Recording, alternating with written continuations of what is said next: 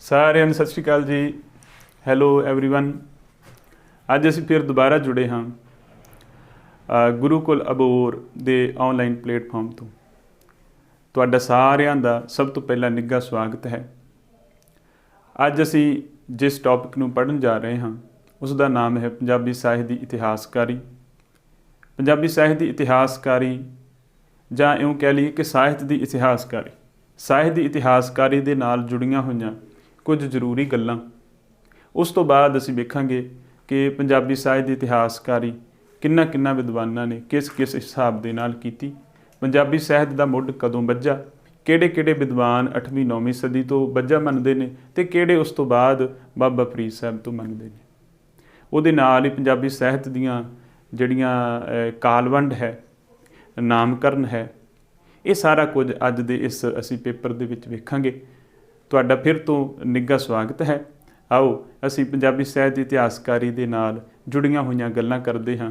Master cadre Punjabi ਨੂੰ ਆਧਾਰ ਬਣਾ ਕੇ ਮੁੱਖ ਰੱਖ ਕੇ ਅਸੀਂ ਵੇਖੀਏ ਅਤੇ ਪਿਛਲੇ ਪੇਪਰਾਂ ਦੇ ਵਿੱਚ ਜਾਂ UGC ਨੈੱਟ ਦੇ ਪੇਪਰਾਂ ਦੇ ਵਿੱਚ ਅਤੇ ਨਾਲ ਹੀ ਲੈਕਚਰਾਰ ਪੰਜਾਬੀ ਦੇ ਪੇਪਰਾਂ ਦੇ ਵਿੱਚ ਇਹ ਜਿਹੜੇ ਸਵਾਲ ਨੇ ਸਾਹਿਤ ਦੀ ਇਤਿਹਾਸਕਾਰੀ ਨੂੰ ਮੱਦੇਨਜ਼ਰ ਰੱਖਦਿਆਂ ਅਤੇ ਆਪਾਂ ਸਾਰਾ ਅੱਜ ਦਾ ਇਹ ਜਿਹੜਾ ਕੰਟੈਂਟ ਤਿਆਰ ਕੀਤਾ ਹੈ ਅਤੇ ਮੈਨੂੰ ਬਹੁਤ ਉਮੀਦ ਹੈ ਕਿ ਤੁਹਾਡੇ ਪੇਪਰ ਦੇ ਨਜ਼ਰੀਏ ਤੋਂ ਬਹੁਤ ਕੰਮ ਆਵੇਗਾ। ਅਤੇ ਆਓ ਅਸੀਂ ਇਸ ਜਿਹੜਾ ਅੱਜ ਦਾ ਸਾਡਾ ਟੌਪਿਕ ਹੈ ਉਸ ਦੀ ਸ਼ੁਰੂਆਤ ਕਰਦੇ ਹਾਂ। ਸਭ ਤੋਂ ਪਹਿਲਾਂ ਇੱਥੇ ਅਸੀਂ ਸਾਹਿਤ ਦੀ ਇਤਿਹਾਸਕਾਰੀ ਦੀ ਜਿਹੜੀ ਜਰਨਲ ਪਰਿਭਾਸ਼ਾ ਹੈ, ਮੈਂ ਜਰਨਲ ਸ਼ਬਦ ਇੱਥੇ ਤਾਂ ਵਰਤਿਆ ਕਿ ਇਹ ਜਿਹੜੀ ਸਾਹਿਤ ਦੀ ਇਤਿਹਾਸਕਾਰੀ ਦੀ ਜਿਹੜੀ ਪਰਿਭਾਸ਼ਾ ਹੈ ਇਸ ਨੂੰ ਅਸੀਂ ਕਿਸੇ ਵੀ ਭਾਸ਼ਾ ਦੀ ਭਾਸ਼ਾ ਦੇ ਸਾਹਿਤ ਦੀ ਇਤਿਹਾਸਕਾਰੀ 'ਤੇ ਲਾਗੂ ਕਰ ਸਕਦੇ ਹਾਂ। ਭਾਵੇਂ ਹਿੰਦੀ ਦੀ ਕਰ ਲਓ, ਇੰਗਲਿਸ਼ ਦੀ ਕਰ ਲਓ, ਬੰਗਾਲੀ ਭਾਸ਼ਾ ਦੀ ਕਰ ਲਓ, ਗੁਜਰਾਤੀ ਭਾਸ਼ਾ ਦੇ ਸਾਹਿਤ ਦੀ ਕਰ ਲਓ। ਅੱਜ ਅਸੀਂ ਇੱਥੇ ਜੋ ਪੜ੍ਹਨ ਜਾ ਰਹੇ ਹਾਂ ਪੰਜਾਬੀ ਸਾਹਿਤ ਦੀ ਇਤਿਹਾਸਕਾਰੀ, ਉਹਨੂੰ ਆਪਣਾ ਜਿਹੜਾ ਮੁੱਖ ਮਕਸਦ ਦਾ ਉੱਧਰ ਹੈ, ਪਰ ਇਹ ਕੁਛ ਜਰਨਲ ਗੱਲਾਂ ਨੇ। ਮੈਂ ਇਸ ਪੇਪਰ ਨੂੰ ਤਿਆਰ ਕਰਨ ਵਾਸਤੇ 2-3 ਇਤਿਹਾਸ ਦੀਆਂ ਜਿਹੜੀਆਂ ਸਾਹਿਤ ਦੀ ਇਤਿਹਾਸਕਾਰੀ ਦੀਆਂ ਕਿਤਾਬਾਂ ਉਹਨਾਂ ਦੀ ਪੜਚੋਲ ਕਰਕੇ, ਉਹਨਾਂ ਦੀ ਘੋਖ ਕਰਕੇ ਫਿਰ ਇਹ ਪੇਪਰ ਤਿਆਰ ਕੀਤਾ। ਸਾਹਿਤ ਦੀ ਇਤਿਹਾਸਕਾਰੀ, ਜਦੋਂ ਸਾਹਿਤ ਦੀ ਇਤਿਹਾਸਕਾਰੀ ਦੀ ਗੱਲ ਆਉਂਦੀ ਸਭ ਤੋਂ ਪਹਿਲਾਂ ਅਸੀਂ ਇਸ ਦੀ ਪਰਿਭਾਸ਼ਾ ਦੀ ਗੱਲ ਕਰਾਂਗੇ। ਪਰਿਭਾਸ਼ਾ, ਜਦੋਂ ਕਿਸੇ ਭਾਸ਼ਾ ਦੀ ਸਮੁੱਚੀ ਸਾਹਿਤ ਸਿਰਜਣਾ ਨੂੰ ਉਸ ਭਾਸ਼ਾ ਨੂੰ ਬੋਲਣ ਵਾਲੇ ਲੋਕਾਂ ਦੀ ਸਮਾਜਿਕ ਇਤਿਹਾਸਕ ਗਤੀ ਨਾਲ ਮੇਲ ਕੇ ਆਦਿ ਤੋਂ ਵਰਤਮਾਨ ਤੱਕ ਅੰਕਿਤ ਕਰਦੇ ਹਾਂ ਤਾਂ ਸਾਹਿਤ ਦਾ ਇਤਿਹਾਸ ਬਣ ਜਾਂਦਾ ਹੈ। ਇਹ ਜਿਹੜੀ ਪਰਿਭਾਸ਼ਾ ਹੈ ਜਾਂ ਕਹਿ ਲਓ ਇਹ ਜਿਹੜੀ ਕੋਟੇਸ਼ਨ ਹੈ, ਇਹ ਪ੍ਰੋਫੈਸਰ ਰਜਿੰਦਰ ਸਿੰਘ ਸੇਖੋਂ ਹੋਣਾ ਦੀ ਜਿਹੜੀ ਕਿਤਾਬ ਹੈ ਪੰਜਾਬੀ ਸਾਹਿਤ ਦਾ ਨਵੀਨ ਇਤਿਹਾਸ, ਉਹਦੇ ਵਿੱਚ ਇੱਦਾਂ ਹੀ ਦਿੱਤੀ ਹੋਈ ਹੈ। ਅਤੇ ਮੈਂ ਇਸ ਦੀ ਹੁਣ ਤੁਹਾਡੇ ਸਾਹਮਣੇ ਵਿਆਖਿਆ ਕਰਾਂਗਾ ਥੋੜ੍ਹੀ ਜਿਹੀ, ਤਾਂ ਕਿ ਸਾਨੂੰ ਜਿਹੜੀ ਸਾਹਿਤ ਦੀ ਇਤਿਹਾਸਕਾਰੀ ਹੈ ਉਹਦੇ ਬਾਰੇ ਪਤਾ ਲੱਗ ਜਾਵੇ। ਇਸ ਤੋਂ ਪਹਿਲਾਂ ਮੈਂ ਇੱਕ ਗੱਲ ਬਹੁਤ ਜ਼ਰੂਰੀ ਜਿਹੜੀ ਕਰਨੀ ਚਾਹੁੰਦਾ ਉਹ ਇਹ ਹੈ ਕਿ ਇਹ ਜਿਹੜਾ ਸਾਹਿਤ ਦੀ ਇਤਿਹਾਸਕਾਰੀ ਦਾ ਚੈਪਟਰ ਇੰਨਾ ਜ਼ਰੂਰੀ ਹੁੰਦਾ ਵੀ ਕਈ ਵਾਰ ਅਸੀਂ ਜਦੋਂ ਫੀਲਡ 'ਚ ਵਿਚਰਦੇ ਹਾਂ ਜਾਂ ਗੱਲਾਂ ਬਾਤਾਂ ਕਰਦੇ ਹਾਂ ਅਤੇ ਪਤਾ ਲੱਗਦਾ ਵੀ ਅਸੀਂ ਸਾਹਿਤ ਦੀ ਇਤਿਹਾਸਕਾਰੀ ਜਾਂ ਕਾਲਵੰਡ ਜਾਂ ਨਾਮਕਰਨ ਇੱਥੋਂ ਤੱਕ ਤਾਂ ਪਹੁੰਚਦੇ ਹੀ ਨਹੀਂ।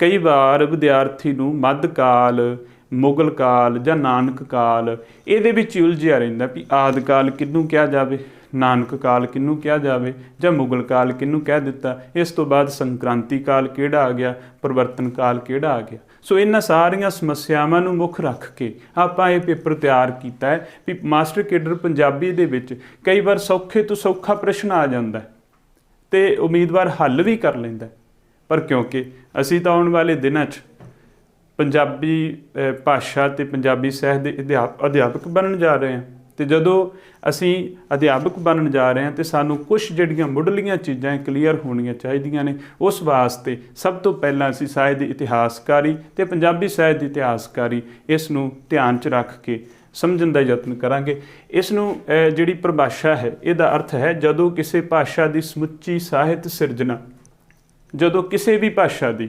ਜਰਨਲ ਗੱਲ ਹੈ ਨਾ, ਕਿਸੇ ਵੀ ਭਾਸ਼ਾ ਦੀ, ਮੰਨ ਲਓ ਅੱਜ ਅਸੀਂ ਪੰਜਾਬੀ ਦੀ ਗੱਲ ਕਰ ਰਹੇ ਹਾਂ ਵੀ ਪੰਜਾਬੀ ਭਾਸ਼ਾ ਦੀ ਜਿੰਨੀ ਸਾਨੂੰ ਪ੍ਰਾਪਤ, ਇੱਥੇ ਇਹ ਚੀਜ਼ ਜ਼ਰੂਰ ਧਿਆਨ 'ਚ ਰੱਖੀ ਜਾਵੇਗੀ ਕਿ ਪ੍ਰਾਪਤ ਸਮੁੱਚੀ ਸਾਹਿਤ ਸਿਰਜਣਾ।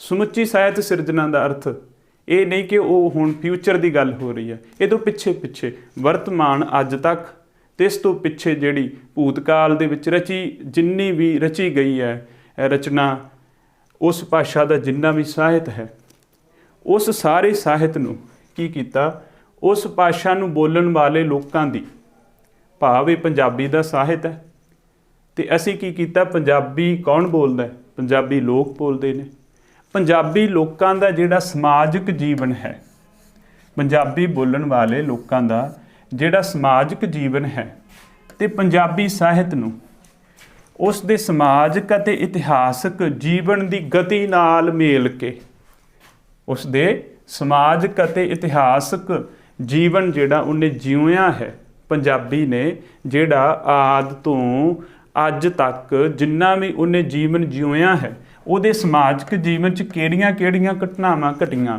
ਉਹਦੇ ਇਤਿਹਾਸਕ ਜੀਵਨ 'ਚ ਕਿਹੜੀਆਂ ਗੱਲਾਂ ਆਈਆਂ, ਜਾਂ ਇਸ ਸਮੇਂ ਦਾ ਜਿਹੜਾ ਇਤਿਹਾਸ ਹੈ ਉਹਦੇ ਵਿੱਚ ਕਿਹੜੇ ਬਦਲਾਵ ਆਏ, ਤੇ ਕਿਹੜਾ ਪ੍ਰਭਾਵ ਉਹਨੇ ਸਾਹਿਤ 'ਤੇ ਪਾਇਆ, ਤੇ ਸਾਹਿਤ ਨੇ ਅੱਗੋਂ ਮੂੜਵਾਂ ਪ੍ਰਭਾਵ ਕਿਹੜਾ ਸਮਾਜ 'ਤੇ ਪਾਇਆ।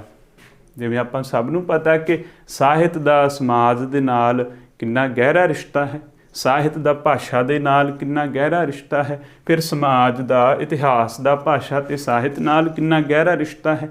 ਆਖਰ ਤਾਂ ਸਾਰਾ ਕੁਝ ਬੰਦੇ ਨਾਲ ਹੀ ਜੁੜਿਆ ਹੋਇਆ ਨਾ, ਉਸ ਜਿਹੜਾ ਭੂ ਖਿੱਤੇ ਵਿੱਚ ਜਾਂ ਉਸ ਜਗ੍ਹਾ 'ਤੇ, ਉਸ ਖੇਤਰ 'ਚ ਜਿਹਨੂੰ ਅਸੀਂ ਪੰਜਾਬ ਕਹਿੰਦੇ ਹਾਂ, ਜਾਂ ਜਿੱਥੋਂ ਦਾ ਉਹ ਸਾਹਿਤ ਹੈ ਜਾਂ ਜਿੱਥੋਂ ਦੀ ਉਹ ਭਾਸ਼ਾ ਹੈ, ਇਹ ਤਿੰਨੇ ਚੀਜ਼ਾਂ ਆਪਸ ਦੇ ਵਿੱਚ ਪੂਰੀਆਂ ਰਲੀਆਂ ਹੋਈਆਂ ਨੇ, ਰਲ ਗੱਡ ਹੋਈਆਂ ਨੇ, ਇੱਕ ਦੂਜੇ ਦੇ ਨਾਲ ਇਹ ਮਿਲ ਕੇ ਚੱਲਦੀਆਂ ਨੇ, ਪੈਰ ਦੇ ਨਾਲ ਪੈਰ, ਮੋਢੇ ਦੇ ਨਾਲ ਮੋਢਾ ਮੇਲ ਕੇ ਚੱਲਣ ਵਾਲੀ ਗੱਲ ਹੈ।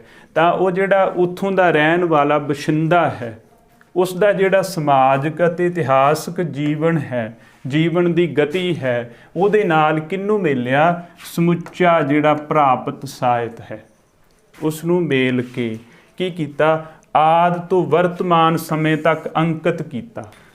ਆਦਿ ਦੇ ਵਿੱਚ ਕਿਹੜਾ ਸਾਹਿਤ ਸੀ, ਆਦਿ ਦੇ ਸਮੇਂ ਵਿੱਚ, ਭਾਵ ਜਦੋਂ ਪੰਜਾਬੀ ਸਾਹਿਤ ਦੀ ਆਰੰਭਤਾ ਹੁੰਦੀ ਹੈ ਜਾਂ ਕਿਸੇ ਵੀ ਭਾਸ਼ਾ ਦੇ ਸਾਹਿਤ ਦੀ ਆਰੰਭਤਾ ਹੁੰਦੀ ਹੈ, ਉਸ ਸਮੇਂ ਕਿਹੋ ਜਿਹੇ ਸਮਾਜਿਕ ਹਾਲਾਤ ਸਨ, ਉਸ ਸਮੇਂ ਕਿਹੋ ਜਿਹੀ ਇਤਿਹਾਸਕ ਗਤੀ ਸੀ, ਭਾਵ ਉਸ ਸਮੇਂ ਦੀ ਰਾਜਨੀਤਿਕ ਹਾਲਤ, ਉਸ ਸਮੇਂ ਦੀ ਆਰਥਿਕ ਹਾਲਤ, ਉਸ ਸਮੇਂ ਦੀ ਧਾਰਮਿਕ ਹਾਲਤ, ਉਸ ਸਮੇਂ ਦੇ ਸਾਰੇ ਹਾਲਾਤਾਂ ਨੂੰ ਮੱਦੇ-ਨਜ਼ਰ ਰੱਖ ਕੇ ਉਸ ਸਮੇਂ, ਮੰਨ ਲਓ ਜਿਵੇਂ ਉਦਾਹਰਨ ਵਜੋਂ ਸਾਡੇ ਕੋਲ ਮੱਧ ਕਾਲ ਦੇ ਵਿੱਚ ਦੋ ਜਿਹੜੀਆਂ ਵਿਧਾਵਾਂ ਮਿਲਦੀਆਂ ਨੇ, ਦੋ ਧਾਰਾਵਾਂ ਜਾਂ ਪ੍ਰਵਿਰਤੀਆਂ, ਜਿਹਦੇ ਵਿੱਚ ਗੁਰਮਤਿ ਕਾਵਿ ਤੇ ਸੂਫੀ ਕਾਵਿ ਹੈ। ਦੋਨਾਂ ਦੇ ਅੰਦਰ ਕੀ ਹੈ, ਕੇਂਦਰ ਦੇ ਵਿੱਚ ਬ੍ਰਹਮ ਹੈ, ਰੱਬ ਹੈ, ਤੇ ਰਹੱਸਵਾਦੀ ਕਵਿਤਾ ਹੈ। ਰਹੱਸਵਾਦੀ ਕਵਿਤਾ ਤੇ ਕੇਂਦਰ ਦੇ ਵਿੱਚ ਬ੍ਰਹਮ। ਉਸ ਸਮੇਂ ਤੱਕ ਸਾਰੇ ਹੀ ਉੱਤਰੀ ਭਾਰਤ ਵਿੱਚ ਜਾਂ ਪੂਰੇ ਭਾਰਤ ਵਿੱਚ ਜਾਂ ਏਸ਼ੀਆ ਇੱਧਰਲੇ ਪਾਸੇ ਸਬ ਕੰਟੀਨੈਂਟ ਦੇ ਵਿੱਚ ਅਸੀਂ ਵੇਖਦੇ ਹਾਂ ਕਿ ਉਦੋਂ ਜਿਹੜਾ ਲੋਕਾਂ ਦਾ ਜੀਵਨ ਹੈ ਉਹਦੇ ਵਿੱਚ ਅੱਜ ਵਰਗੀ ਵਿਗਿਆਨਕਤਾ ਤਾਂ ਨਹੀਂ ਸੀ। ਉਦੋਂ ਵਿਸ਼ਵਾਸ ਹੁੰਦਾ ਸੀ ਰੱਬ ਵਿੱਚ, ਬ੍ਰਹਮ ਵਿੱਚ, ਭਾਵੇਂ ਅੱਜ ਵੀ ਹੈ, ਪਰ ਅੱਜ ਵਿਗਿਆਨ ਦਾ ਵੀ ਨਾਲ ਬੋਲਬਾਲਾ ਹੈ। ਸੋ ਉਸ ਸਮੇਂ ਜਿਹੜੀ ਸਾਡੇ ਸਾਹਿਤ ਦੀ ਕਿਹੜੀ ਪ੍ਰਵਿਰਤੀ ਹੋਂਦ ਵਿੱਚ ਆਈ, ਰਹੱਸਵਾਦੀ। ਤੇ ਨਾਲ ਹੀ ਉਸ ਸਮੇਂ ਤੋਂ ਬਾਅਦ ਇਹ ਸਾਡੇ ਕੋਲ ਕਿੱਸਾ ਕਾਵਿ ਆਉਂਦਾ ਹੈ, ਤੇ ਕਿਸੇ ਕਾਵਿ ਦੇ ਸਮੇਂ ਜਿਹੜੀ ਸਮਾਜ ਦੇ ਵਿੱਚ ਉਸ ਸਮੇਂ ਦੀ ਆਰਥਿਕ ਤੇ ਨਾਲ ਹੀ ਰਾਜਨੀਤਿਕ ਹਾਲਤ ਸੀ, ਉਹ ਕੀ ਸੀ, ਰਾਜਨੀਤਿਕ ਹਾਲਤ ਤਾਂ ਜਗੀਰਵਾਦੀ ਉਸ ਸਮੇਂ ਪਰੰਪਰਾ ਚੱਲ ਰਹੀ ਸੀ, ਭਾਵ ਜਗੀਰਵਾਦੀ ਯੁੱਗ ਸੀ। ਤੇ ਦੂਸਰੇ ਜਿਹਨੂੰ ਅਸੀਂ ਸਮੰਤਵਾਦੀ ਵੀ ਕਹਿੰਦੇ ਹਾਂ, ਤੇ ਦੂਸਰੇ ਪਾਸੇ ਜਿਹੜੀ ਉਸ ਸਮੇਂ ਦਾ ਫਿਰ ਜਿਹੜਾ ਸਾਹਿਤ ਪੈਦਾ ਹੋਇਆ ਉਹ ਕਿੱਸਾ ਸਾਹਿਤ ਹੈ। ਅਸੀਂ ਇਹ ਚੀਜ਼ ਵੇਖ ਰਹੇ ਹਾਂ। ਤੇ ਅੱਜ ਦੇ ਸਮੇਂ ਜਦੋਂ ਲੋਕਤੰਤਰ ਹੈ, ਤੇ ਲੋਕਤੰਤਰ ਦੇ ਸਮੇਂ ਮਨੋਰੰਜਨ ਵਾਸਤੇ, ਰੋਮਾਂਸ ਵਾਸਤੇ, ਮਨੋਰੰਜਨ ਵਾਸਤੇ ਅੱਜ ਕਿਸੇ ਦੀ ਜਗ੍ਹਾ 'ਤੇ ਹੋਰ ਵਿਧਾਵਾਂ ਜਨਮ ਲੈ ਰਹੀਆਂ ਨੇ। ਅੱਜ ਅਸੀਂ ਮੀਡੀਆ ਦੇਖ ਰਹੇ ਹਾਂ, ਅੱਜ ਅਸੀਂ ਟੈਲੀਵਿਜ਼ਨ ਦੇਖ ਰਹੇ ਹਾਂ, ਅੱਜ ਇੰਟਰਨੈਟ ਦਾ ਜ਼ਮਾਨਾ ਹੈ। ਉਹ ਫਿਰ ਸਮੇਂ ਦੇ ਨਾਲ ਇਹ ਬਦਲ ਗਈਆਂ। ਜਦੋਂ ਅੱਜ ਦੇ ਸਮੇਂ, ਜਿਸ ਸਮੇਂ ਅਸੀਂ ਇਹ ਗੱਲਾਂ ਕਰ ਰਹੇ ਹਾਂ, ਇਸ ਸਮੇਂ ਤੋਂ ਠੀਕ 50 ਸਾਲ ਬਾਅਦ ਜਦੋਂ ਅੱਜ ਦੇ ਸਮੇਂ ਦਾ ਸਾਹਿਤ ਦਾ ਇਤਿਹਾਸ ਲਿਖਿਆ ਜਾਵੇਗਾ, ਜਿਹੜਾ ਅੱਜ ਦੇ ਸਮੇਂ ਪੈਦਾ ਹੋ ਰਿਹਾ ਹੈ, ਤੇ ਫਿਰ ਅੱਜ ਦੇ ਸਮੇਂ ਦੀਆਂ ਸਮਾਜਿਕ, ਇਤਿਹਾਸਕ, ਧਾਰਮਿਕ, ਰਾਜਨੀਤਿਕ, ਆਰਥਿਕ ਜਿਹੜੇ ਅੱਜ ਦੇ ਹਾਲਾਤ ਨੇ ਉਹਨਾਂ ਦੇ ਨਾਲ ਮੇਲ ਕੇ ਅੱਜ ਦੇ ਸਮੇਂ ਦੇ ਸਾਹਿਤ ਦਾ ਵਿਸ਼ਲੇਸ਼ਣ ਕੀਤਾ ਜਾਵੇਗਾ। ਇਹ ਪਰਿਭਾਸ਼ਾ ਇਹ ਚੀਜ਼ ਦੱਸ ਰਹੀ ਹੈ। ਮੈਂ ਫਿਰ ਦੁਬਾਰਾ ਬੋਲਦਾ ਹਾਂ ਕਿ ਜਦੋਂ ਕਿਸੇ ਭਾਸ਼ਾ ਦੀ ਸਮੁੱਚੀ ਸਾਹਿਤ ਸਿਰਜਣਾ ਨੂੰ ਉਸ ਭਾਸ਼ਾ ਨੂੰ ਬੋਲਣ ਵਾਲੇ ਲੋਕਾਂ ਦੀ ਸਮਾਜਿਕ, ਇਤਿਹਾਸਕ ਗਤੀ ਨਾਲ ਮੇਲ ਕੇ ਆਦਿ ਤੋਂ ਵਰਤਮਾਨ ਸਮੇਂ ਤੱਕ, ਭਾਵ ਸ਼ੁਰੂ ਤੋਂ ਲੈ ਕੇ ਅੱਜ ਤੱਕ, ਜੇ ਅਸੀਂ ਸ਼ੁਰੂ ਕੀਤਾ 8ਵੀਂ 9ਵੀਂ ਸਦੀ ਤੋਂ, ਉੱਥੋਂ ਲੈ ਕੇ ਪੰਜਾਬੀ ਸਾਹਿਤ ਦਾ ਅੱਜ ਤੱਕ 2022 ਤੱਕ ਦਾ ਉਹ ਇਤਿਹਾਸ ਜਿਹੜਾ ਲੜੀਵਾਰ ਤਰਤੀਬ ਵਿੱਚ ਜਦੋਂ ਅਸੀਂ ਅੰਕਿਤ ਕਰਦੇ ਹਾਂ ਤਾਂ ਕੀ ਬਣ ਜਾਂਦਾ ਹੈ? ਸਾਹਿਤ ਦਾ ਇਤਿਹਾਸ ਬਣ ਜਾਂਦਾ ਹੈ। ਸਾਹਿਤ ਦਾ ਇਤਿਹਾਸ ਬਣ ਜਾਂਦਾ ਹੈ। ਉਸੇ ਕਿਤਾਬ ਵਿੱਚ ਪ੍ਰੋਫੈਸਰ ਰਜਿੰਦਰ ਸਿੰਘ ਸੇਖੋਂ ਦੀ ਕਿਤਾਬ ਦੇ ਵਿੱਚ ਉਹਨਾਂ ਨੇ ਸਾਹਿਤ ਦੀ ਇਤਿਹਾਸਕਾਰੀ ਦੇ 3 ਬੁਨਿਆਦੀ ਤੱਤ ਦੱਸੇ ਨੇ, ਤੇ ਉਹਨਾਂ ਨੇ ਅੱਗੋਂ ਹਵਾਲਾ ਦਿੱਤਾ ਹੈ ਡਾਕਟਰ ਹਰਭਜਨ ਸਿੰਘ ਭਾਟੀਆ ਤੇ ਬਿਕਰਮ ਸਿੰਘ ਘੁੰਮਣ, ਪ੍ਰੋਫੈਸਰ ਬਿਕਰਮ ਸਿੰਘ ਘੁੰਮਣ, ਉਹਨਾਂ ਦਾ ਉਹ ਜਿਹੜੇ 3 ਬੁਨਿਆਦੀ ਤੱਤ ਨੇ ਸਾਹਿਤ ਦੀ ਇਤਿਹਾਸਕਾਰੀ ਕਰਨ ਵਾਸਤੇ, ਕਿਸੇ ਵੀ ਭਾਸ਼ਾ ਦੀ ਸਾਹਿਤ ਦੀ ਇਤਿਹਾਸਕਾਰੀ ਵਾਸਤੇ ਜਿਹੜੇ 3 ਬੁਨਿਆਦੀ ਤੱਤ ਨੇ ਉਹ ਕਿਹੜੇ-ਕਿਹੜੇ ਨੇ, ਅਸੀਂ ਉਹਨਾਂ ਨੂੰ ਵੀ ਮਾੜਾ ਜਿਹਾ ਦੇਖ ਲਈਏ। ਜਦੋਂ ਸਾਹਿਤ ਦੀ ਇਤਿਹਾਸਕਾਰੀ ਕਰਦੇ ਹਾਂ ਤਾਂ ਕਿਹੜੇ 3 ਬੁਨਿਆਦੀ ਤੱਤ ਹੁੰਦੇ ਨੇ? ਸਭ ਤੋਂ ਪਹਿਲਾ ਤੱਤ ਹੈ ਸਾਹਿਤਕ ਤੱਥਾਂ ਦਾ ਸੰਕਲਨ। ਸੰਕਲਨ ਦਾ ਅਰਥ ਹੁੰਦਾ ਇਕੱਤਰ ਕਰਨਾ, ਇਕੱਠਾ ਕਰਨਾ, ਇਕੱਠਾ ਕਰਨਾ, ਕਿ ਜਿਹੜੇ ਸਾਹਿਤਕ ਤੱਥ ਨੇ, ਸਮੇਂ-ਸਮੇਂ ਤੇ ਜਿਹੜਾ ਲਿਖਿਆ ਹੋਇਆ ਸਾਹਿਤ ਹੈ। ਮੰਨ ਲਓ ਅੱਜ ਅਸੀਂ ਪੰਜਾਬੀ ਸਾਹਿਤ ਦਾ ਇਤਿਹਾਸ ਲਿਖਣਾ ਹੋਵੇ ਤਾਂ ਸਾਨੂੰ ਕੀ ਚਾਹੀਦਾ? ਸਾਨੂੰ ਜਿਹੜਾ ਸਾਹਿਤ ਪੈਦਾ ਹੋਇਆ ਅੱਜ ਤੱਕ, ਉਸ ਸਾਹਿਤ ਦਾ ਜਿਹੜਾ ਮੂਲ ਹੈ, ਮੂਲ ਪਾਠ ਨੇ ਜਾਂ ਹੱਥ ਲਿਖਤਾਂ ਨੇ ਜਾਂ ਖਰੜੇ ਨੇ ਜਾਂ ਉਸ ਸਾਹਿਤ ਦੇ ਹਵਾਲੇ ਨੇ, ਸਾਨੂੰ ਉਹ ਲੱਭਣੇ ਪੈਣਗੇ। ਉਦਾਹਰਨ ਵਜੋਂ ਮੰਨ ਲਓ ਅਸੀਂ ਗੁਰਬਾਣੀ ਦੇ ਬਾਰੇ ਗੱਲ ਕਰਨੀ ਹੈ ਤਾਂ ਅੱਜ ਸਾਡੇ ਕੋਲ ਹੋ ਸਕਦਾ ਮੂਲ ਪਾਠ ਨਾ ਮਿਲਣ। ਬਾਬਾ ਫਰੀਦ ਸਾਹਿਬ ਦੀ ਜਿਹੜੀ ਬਾਣੀ ਸੀ, ਉਸ ਬਾਣੀ ਦਾ ਜਿਹੜਾ ਮੂਲ ਪਾਠ ਸੀ, ਉਹ ਜਿੰਨਾ ਅੱਖਰਾਂ 'ਚ ਲਿਖਿਆ ਹੋਇਆ ਸੀ, ਉਹ ਜਿਹੜੇ ਕਾਗਜ਼ ਸਨ, ਉਹ ਜਿਹੜਾ ਮੂਲ ਪਾਠ ਸੀ, ਸਾਨੂੰ ਅੱਜ ਉਸ ਤੱਕ ਦੀ ਜਿਹੜੀ ਪਹੁੰਚ ਹੈ ਉਹ ਬਹੁਤ ਔਖੀ ਹੈ। ਪਰ ਅਸੀਂ ਬਾਅਦ ਵਿੱਚ ਕੀ ਵੇਖਾਂਗੇ ਕਿ ਉਹੀ ਬਾਣੀ ਬਾਅਦ ਵਿੱਚ ਆਦਿ ਗ੍ਰੰਥ ਸਾਹਿਬ ਵਿੱਚ ਦਰਜ ਹੋਈ, ਤੇ ਗੁਰੂ ਗ੍ਰੰਥ ਸਾਹਿਬ ਵਿੱਚ ਜਿਹੜੀ ਬਾਬਾ ਫਰੀਦ ਸਾਹਿਬ ਦੀ ਬਾਣੀ ਹੈ, ਅਸੀਂ ਫਿਰ ਉਸ ਨੂੰ ਉੱਥੋਂ ਜਾ ਕੇ ਪ੍ਰਾਪਤ ਕਰ ਸਕਦੇ ਹਾਂ, ਕਿਉਂਕਿ ਉਹ ਤਾਂ ਸਾਡੇ ਕੋਲ ਅੱਜ ਮੌਜੂਦ ਹੈ।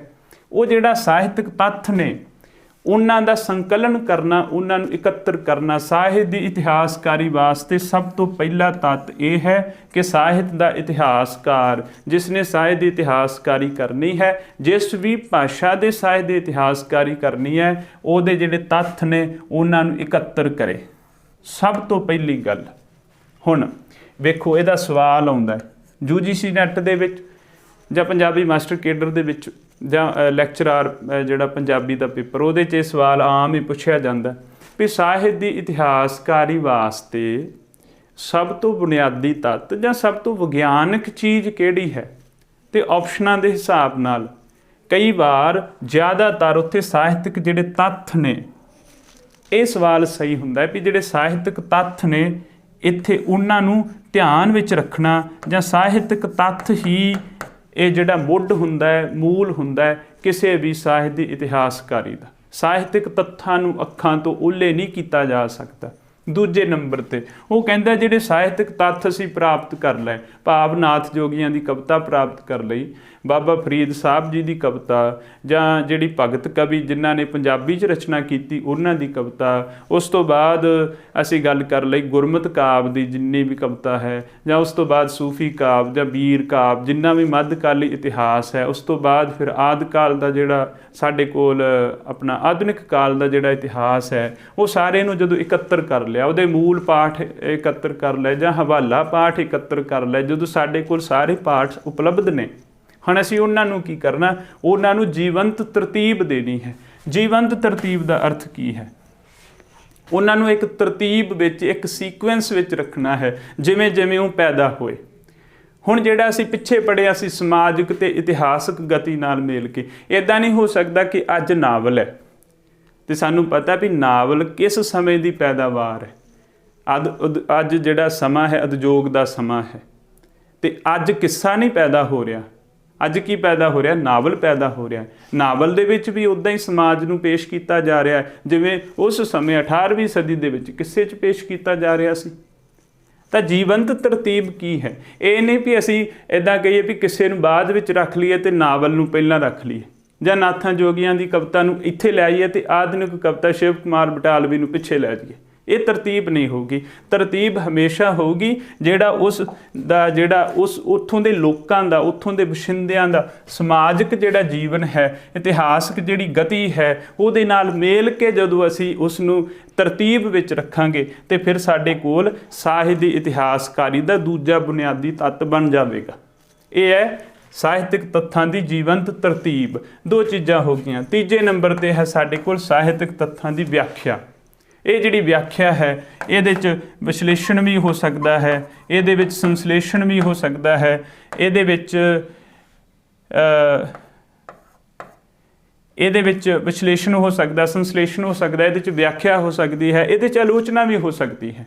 ਇਹਦੇ 'ਚ ਆਲੋਚਨਾ ਜਿਵੇਂ ਸੰਤ ਸਿੰਘ ਸੇਖੋਂ ਆਪਣੀਆਂ ਜਿਹੜੀਆਂ ਟਿੱਪਣੀਆਂ ਨੇ ਸਾਹਿਤ ਦੇ ਇਤਿਹਾਸ ਬਾਰੇ ਕਹਿੰਦੇ ਨੇ, ਜਾਂ ਜਿਵੇਂ ਪ੍ਰੋਫੈਸਰ ਜਿੰਦਰ ਸਿੰਘ ਸੇਖੋਂ ਆਪਣਾ ਹਦਾਇਤੁੱਲਾ ਬਾਰੇ ਕਹਿੰਦੇ ਨੇ, ਉਹ ਘੁਸਪੈਠੀਆ ਜਿਹੜਾ ਕਿੱਸਾ ਕਵੀ ਹੈ। ਇੱਦਾਂ ਦੀਆਂ ਜਿਹੜੀਆਂ ਟਿੱਪਣੀਆਂ ਨੇ ਉਹ ਕੀਤੀਆਂ ਜਾ ਸਕਦੀਆਂ ਨੇ। ਕਿੱਥੇ ਕੀਤੀਆਂ ਜਾ ਸਕਦੀਆਂ ਨੇ? ਜਦੋਂ ਸਾਹਿਤਕ ਤੱਥਾਂ ਦੀ ਵਿਆਖਿਆ ਕਰਨੀ ਹੈ, ਉਹਨਾਂ ਦੀ ਆਲੋਚਨਾ ਕਰਨੀ ਹੈ, ਜਾਂ ਇਉਂ ਕਹਿ ਲਓ ਕਿ ਕਿਸੇ ਵੀ ਸਮੇਂ ਦੇ ਸਾਹਿਤ ਨੂੰ ਸੰਕ੍ਰਾਂਤੀ ਕਾਲ ਦਾ ਸਾਹਿਤ ਕਹਿਣਾ, ਜਾਂ ਉਸ ਸਮੇਂ ਦੇ ਸਾਹਿਤ ਨੂੰ ਵੀਰ ਰਸੀ ਸਾਹਿਤ ਕਹਿਣਾ, ਜਾਂ ਰੋਮਾਂਸਵਾਦੀ ਸਾਹਿਤ ਕਹਿਣਾ, ਜਾਂ ਰਹੱਸਵਾਦੀ ਸਾਹਿਤ ਕਹਿਣਾ, ਜਾਂ ਮੁੱਢਲਾ ਸਾਹਿਤ ਕਹਿਣਾ, ਕਿੱਥੇ ਕਿਹਾ ਜਾਊਗਾ? ਸਾਹਿਤ ਤੱਥਾਂ ਦੀ ਵਿਆਖਿਆ ਦੇ ਵਿੱਚ। ਜਾਂ ਕਿਹਾ ਜਾਊਗਾ ਕਿ ਇਹ ਪੰਜਾਬੀ ਭਾਸ਼ਾ ਦੇ ਸਾਹਿਤ ਦਾ ਸੁਨਹਿਰੀ ਯੁੱਗ ਹੈ, ਜਾਂ ਪੰਜਾਬੀ ਭਾਸ਼ਾ ਦੇ ਸਾਹਿਤ ਦਾ ਚੜ੍ਹਦੀ ਕਲਾ ਦਾ ਸਮਾਂ ਹੈ, ਜਾਂ ਪੰਜਾਬੀ ਸਾਹਿਤ ਭਾਸ਼ਾ ਦੇ ਸਾਹਿਤ ਦਾ ਜਿਹੜਾ ਡੁੱਬਦਾ ਸੂਰਜ ਹੈ ਜਾਂ ਚੜ੍ਹਦਾ ਸੂਰਜ ਹੈ। ਇਹ ਕਿੱਥੇ ਕਿਹਾ ਜਾਊਗਾ? ਸਾਹਿਤਕ ਤੱਥਾਂ ਦੀ ਵਿਆਖਿਆ। ਇਹ ਤਿੰਨ ਜਿਹੜੇ ਬੁਨਿਆਦੀ ਤੱਤ ਨੇ, ਇਹ ਹੈ ਸਾਹਿਤ ਦੀ ਇਤਿਹਾਸਕਾਰੀ ਵਾਸਤੇ। ਇਹਨਾਂ ਨੂੰ ਅਸੀਂ ਧਿਆਨ ਵਿੱਚ ਰੱਖ ਲਈਏ। ਕਿਸੇ ਵੀ ਜਿਹੜਾ ਪੇਪਰ ਹੈ ਉਹਦੇ ਵਿੱਚ ਜੇ ਪੁੱਛਿਆ ਜਾਵੇ, ਜਾਂ ਵੈਸੇ ਸਾਡੀ ਜਰਨਲ ਨੌਲੇਜ ਵਾਸਤੇ ਜਾਂ ਸਾਹਿਤ ਦੀ ਇਤਿਹਾਸਕਾਰੀ ਵਾਸਤੇ ਸਾਨੂੰ ਇਹ ਤਿੰਨ ਚੀਜ਼ਾਂ ਯਾਦ ਹੋਣ। ਸਭ ਤੋਂ ਪਹਿਲਾਂ ਸਾਹਿਤਕ ਤੱਥਾਂ ਦਾ ਸੰਕਲਨ ਇਕੱਤਰ ਕਰਨਾ, ਉਸ ਤੋਂ ਬਾਅਦ ਉਹਨਾਂ ਨੂੰ ਇੱਕ ਤਰਤੀਬ ਵਿੱਚ ਰੱਖਣਾ, ਜਿਵੇਂ ਮੋਤੀਆਂ ਨੂੰ ਧਾਗੇ ਵਿੱਚ ਪਰੋਣਾ, ਇੱਕ ਤਰਤੀਬ ਵਿੱਚ, ਤੇ ਤੀਸਰੇ ਨੰਬਰ 'ਤੇ ਸਾਹਿਤਕ ਤੱਥਾਂ ਦੀ ਵਿਆਖਿਆ ਕਰਨੀ। ਇਹ ਜਦੋਂ ਸਾਡੇ ਕੋਲ ਤਿੰਨ ਚੀਜ਼ਾਂ ਆ ਜਾਂਦੀਆਂ ਨੇ, ਉਦੋਂ ਉਸ ਤੋਂ ਬਾਅਦ ਫਿਰ ਪ੍ਰੋਫੈਸਰ ਜਿੰਦਰ ਸਿੰਘ ਸੇਖੋਂ ਹੋਰਾਂ ਨੇ ਅੱਗੇ ਦੱਸਿਆ ਕਿ ਕਿਸੇ ਵੀ ਵਿਸ਼ੇਸ਼ ਭਾਸ਼ਾ ਦੇ ਸਾਹਿਤ ਦੇ ਇਤਿਹਾਸ ਨੂੰ ਲਿਖਣ ਵਾਸਤੇ ਕੁਝ ਹੋਰ ਬੁਨਿਆਦੀ ਗੱਲਾਂ ਨੇ। ਉਹ ਕਿਹੜੀਆਂ ਨੇ? ਉਹ ਹਨ ਇਹ ਚਾਰ। ਇਹਨਾਂ ਚਾਰਾਂ ਨੂੰ ਜਦੋਂ ਅਸੀਂ ਸਮਝ ਲਵਾਂਗੇ ਤੇ ਉਸ ਤੋਂ ਬਾਅਦ ਅਸੀਂ ਪੰਜਾਬੀ ਸਾਹਿਤ ਦੀ ਇਤਿਹਾਸਕਾਰੀ ਵੱਲ ਆਵਾਂਗੇ ਕਿ ਪੰਜਾਬੀ ਸਾਹਿਤ ਦੀ ਇਤਿਹਾਸਕਾਰੀ ਨੂੰ ਕਰਨ ਵਾਲਿਆਂ ਨੇ ਇਹਨਾਂ ਚਾਰ ਤੇ ਉਸ ਤੋਂ ਬਾਅਦ ਇਹਦੇ ਜਿਹੜੇ ਉਪ ਪਾਠ ਨੇ ਉਹਨਾਂ ਨੂੰ ਧਿਆਨ ਵਿੱਚ ਰੱਖ ਕੇ ਸਾਹਿਤ ਦੀ ਇਤਿਹਾਸਕਾਰੀ ਕੀਤੀ ਹੈ। ਇਸ ਤੋਂ ਬਾਅਦ ਅਸੀਂ ਅੱਗੇ ਪ੍ਰਸ਼ਨਾਂ ਵੱਲ ਆਵਾਂਗੇ ਕਿ ਕਿਸ ਤਰ੍ਹਾਂ ਦਾ ਪ੍ਰਸ਼ਨ ਸਾਨੂੰ ਇਸ ਜਿਹੜਾ ਟੌਪਿਕ ਹੈ ਉਹਦੇ ਵਿੱਚੋਂ ਪੁੱਛਿਆ ਜਾ ਸਕਦਾ ਹੈ, ਜਾਂ ਪੁੱਛਿਆ ਜਾ ਸਕਦਾ ਹੈ ਵੀ ਕਿਸ ਨੇ ਪੰਜਾਬੀ ਸਾਹਿਤ ਦਾ ਜਿਹੜਾ ਆਰੰਭ ਕਿਸ ਸਦੀ ਤੋਂ ਮੰਨਿਆ, ਜਾਂ ਸਾਹਿਤ ਦੇ ਇਤਿਹਾਸ ਦੀਆਂ ਜਿਹੜੀਆਂ ਕਿਤਾਬਾਂ ਨੇ ਉਹਨਾਂ ਦੇ ਨਾਮ ਪੁੱਛੇ ਜਾ ਸਕਦੇ ਨੇ। ਸਭ ਤੋਂ ਪਹਿਲੀ ਇਹ ਗੱਲ ਹੈ ਸਾਹਿਤ ਦਾ ਨਿਕਾਸ। ਸਾਹਿਤ ਦੇ ਇਤਿਹਾਸਕਾਰ ਨੇ ਸਭ ਤੋਂ ਪਹਿਲੀ ਗੱਲ ਇਹ ਵੇਖਣੀ ਹੁੰਦੀ ਹੈ ਕਿ ਜਿਹੜਾ ਸਾਹਿਤ ਦਾ ਨਿਕਾਸ ਹੈ ਉਹ ਕਦੋਂ ਹੋਇਆ, ਕਿਸ ਤੋਂ ਹੋਇਆ ਤੇ ਕਿਵੇਂ ਹੋਇਆ, ਕਿੰਨਾ ਹਾਲਤਾਂ 'ਚ ਹੋਇਆ। ਪਹਿਲਾਂ ਤਾਂ ਉਹਨੇ ਵੇਖਣਾ ਕਦੋਂ ਹੋਇਆ। ਤੇ ਹੁਣ ਆਪਾਂ ਗੱਲ ਕਰਦੇ ਹਾਂ ਇੱਥੇ ਉਦਾਹਰਨ ਵਜੋਂ ਪੰਜਾਬੀ ਸਾਹਿਤ ਦਾ ਇਤਿਹਾਸ। ਵੈਸੇ ਇਹ ਤਾਂ ਜਰਨਲ ਗੱਲ ਹੈ, ਕਿਸੇ ਵੀ ਭਾਸ਼ਾ ਦੇ ਸਾਹਿਤ ਦੀ ਇਤਿਹਾਸਕਾਰੀ ਕਰਦਿਆਂ ਲਾਗੂ ਹੋ ਸਕਦੀ ਹੈ, ਪਰ ਇੱਥੇ ਅਸੀਂ ਗੱਲ ਕਰਾਂਗੇ ਪੰਜਾਬੀ ਭਾਸ਼ਾ ਦੇ ਸਾਹਿਤ ਦੀ। ਡਾਕਟਰ ਮੋਹਨ ਸਿੰਘ ਦੀਵਾਨਾ ਵਿਦਵਾਨ ਜਿਹੜਾ ਹੈ, ਡਾਕਟਰ ਮੋਹਨ ਸਿੰਘ ਦੀਵਾਨਾ ਬਾਰੇ ਮੈਂ ਦੋ ਗੱਲਾਂ ਬੋਲ ਦੇਵਾਂ। ਇਹ ਦੋਵੇਂ ਸਾਡੇ ਸਵਾਲ ਨੇ। ਹੋ ਸਕਦਾ ਮਾਸਟਰ ਕੇਡਰ ਵਿੱਚ ਐਤਕੀ ਇਹਨਾਂ 'ਚੋਂ ਕੋਈ ਇੱਕ ਪੁੱਛ ਲਿਆ ਜਾਵੇ। ਪਹਿਲਾ ਸਵਾਲ ਹੈ ਕਿ ਪੰਜਾਬੀ ਦਾ ਪਹਿਲਾ ਪ੍ਰਮਾਣਿਕ ਇਤਿਹਾਸਕਾਰ ਕੌਣ ਹੈ ਜਿਸ ਨੂੰ ਪ੍ਰਮਾਣਿਕ ਮੰਨਿਆ ਗਿਆ ਹੈ, ਭਾਵ ਜਿਹਦੀ ਅਸੀਂ ਅੱਗੇ ਉਦਾਹਰਨ ਦੇ ਸਕਦੇ ਹਾਂ ਕਿ ਡਾਕਟਰ ਮੋਹਨ ਸਿੰਘ ਦੀਵਾਨਾ ਨੇ ਇਹ ਮੰਨਿਆ ਤੇ ਹੋ ਸਕਦੀ ਇਹ ਗੱਲ ਸਹੀ ਹੋਵੇ। ਡਾਕਟਰ ਮੋਹਨ ਸਿੰਘ ਦੀਵਾਨਾ ਪਹਿਲਾ ਪ੍ਰਮਾਣਿਕ ਇਤਿਹਾਸਕਾਰ ਹੈ ਪੰਜਾਬੀ ਸਾਹਿਤ ਦਾ। ਇੱਕ ਤਾਂ ਸਵਾਲ ਇਹ ਹੈ। ਦੂਸਰਾ ਸਵਾਲ ਇਹ ਹੈ ਕਿ ਪੰਜਾਬੀ ਸਾਹਿਤ ਦਾ ਪਿਤਾਮਾ ਕੌਣ ਹੈ, ਪੰਜਾਬੀ ਸਾਹਿਤ ਦੇ ਇਤਿਹਾਸ ਦਾ ਪਿਤਾਮਾ ਕੌਣ ਹੈ, ਜਾਂ ਪੰਜਾਬੀ ਸਾਹਿਤ ਦੀ ਇਤਿਹਾਸਕਾਰੀ ਦਾ ਪਿਤਾਮਾ ਕੌਣ ਹੈ, ਤਾਂ ਉਹ ਵੀ ਅਸੀਂ ਡਾਕਟਰ ਮੋਹਨ ਸਿੰਘ ਦੀਵਾਨਾ ਲਾ ਕੇ ਆਉਣਾ। ਇਹ ਦੋ ਸਵਾਲ ਸਾਡੇ ਧਿਆਨ ਵਿੱਚ ਹੋਣੇ ਚਾਹੀਦੇ ਨੇ। ਤੋ ਡਾਕਟਰ ਮੋਹਨ ਸਿੰਘ ਦੀਵਾਨਾ ਕੀ ਕਹਿੰਦੇ ਆ? ਕਹਿੰਦੇ ਜਿਹੜਾ ਪੰਜਾਬੀ ਸਾਹਿਤ ਦਾ ਨਿਕਾਸ ਹੈ ਨਾ ਉਹ ਕਦੋਂ ਹੋਇਆ? 8ਵੀਂ 9ਵੀਂ 10ਵੀਂ ਸਦੀ, 8ਵੀਂ 9ਵੀਂ 10ਵੀਂ ਸਦੀ ਤੋਂ, 8ਵੀਂ 9ਵੀਂ 10ਵੀਂ ਸਦੀ ਤੋਂ ਨਾਥਾਂ ਜੋਗੀਆਂ ਦੀ ਕਵਿਤਾ ਤੋਂ ਮੰਨਦੇ ਨੇ। ਇਹ ਵੀ ਇੱਕ ਪ੍ਰਸ਼ਨ ਬਣ ਗਿਆ ਕਿ ਕਿਹੜਾ ਵਿਦਵਾਨ ਪੰਜਾਬੀ ਸਾਹਿਤ ਦਾ ਇਤਿਹਾਸ ਨਾਥਾਂ ਜੋਗੀਆਂ ਦੀ ਕਵਿਤਾ ਤੋਂ ਮੰਨਦਾ ਹੈ ਜਾਂ 8ਵੀਂ 9ਵੀਂ 10ਵੀਂ ਸਦੀ ਤੋਂ ਮੰਨਦਾ ਹੈ। ਕੌਣ ਮੰਨਦਾ ਹੈ? ਡਾਕਟਰ ਮੋਹਨ ਸਿੰਘ ਦੀਵਾਨਾ। ਇਸ ਨੂੰ ਚੇਤੇ ਰੱਖਿਓ।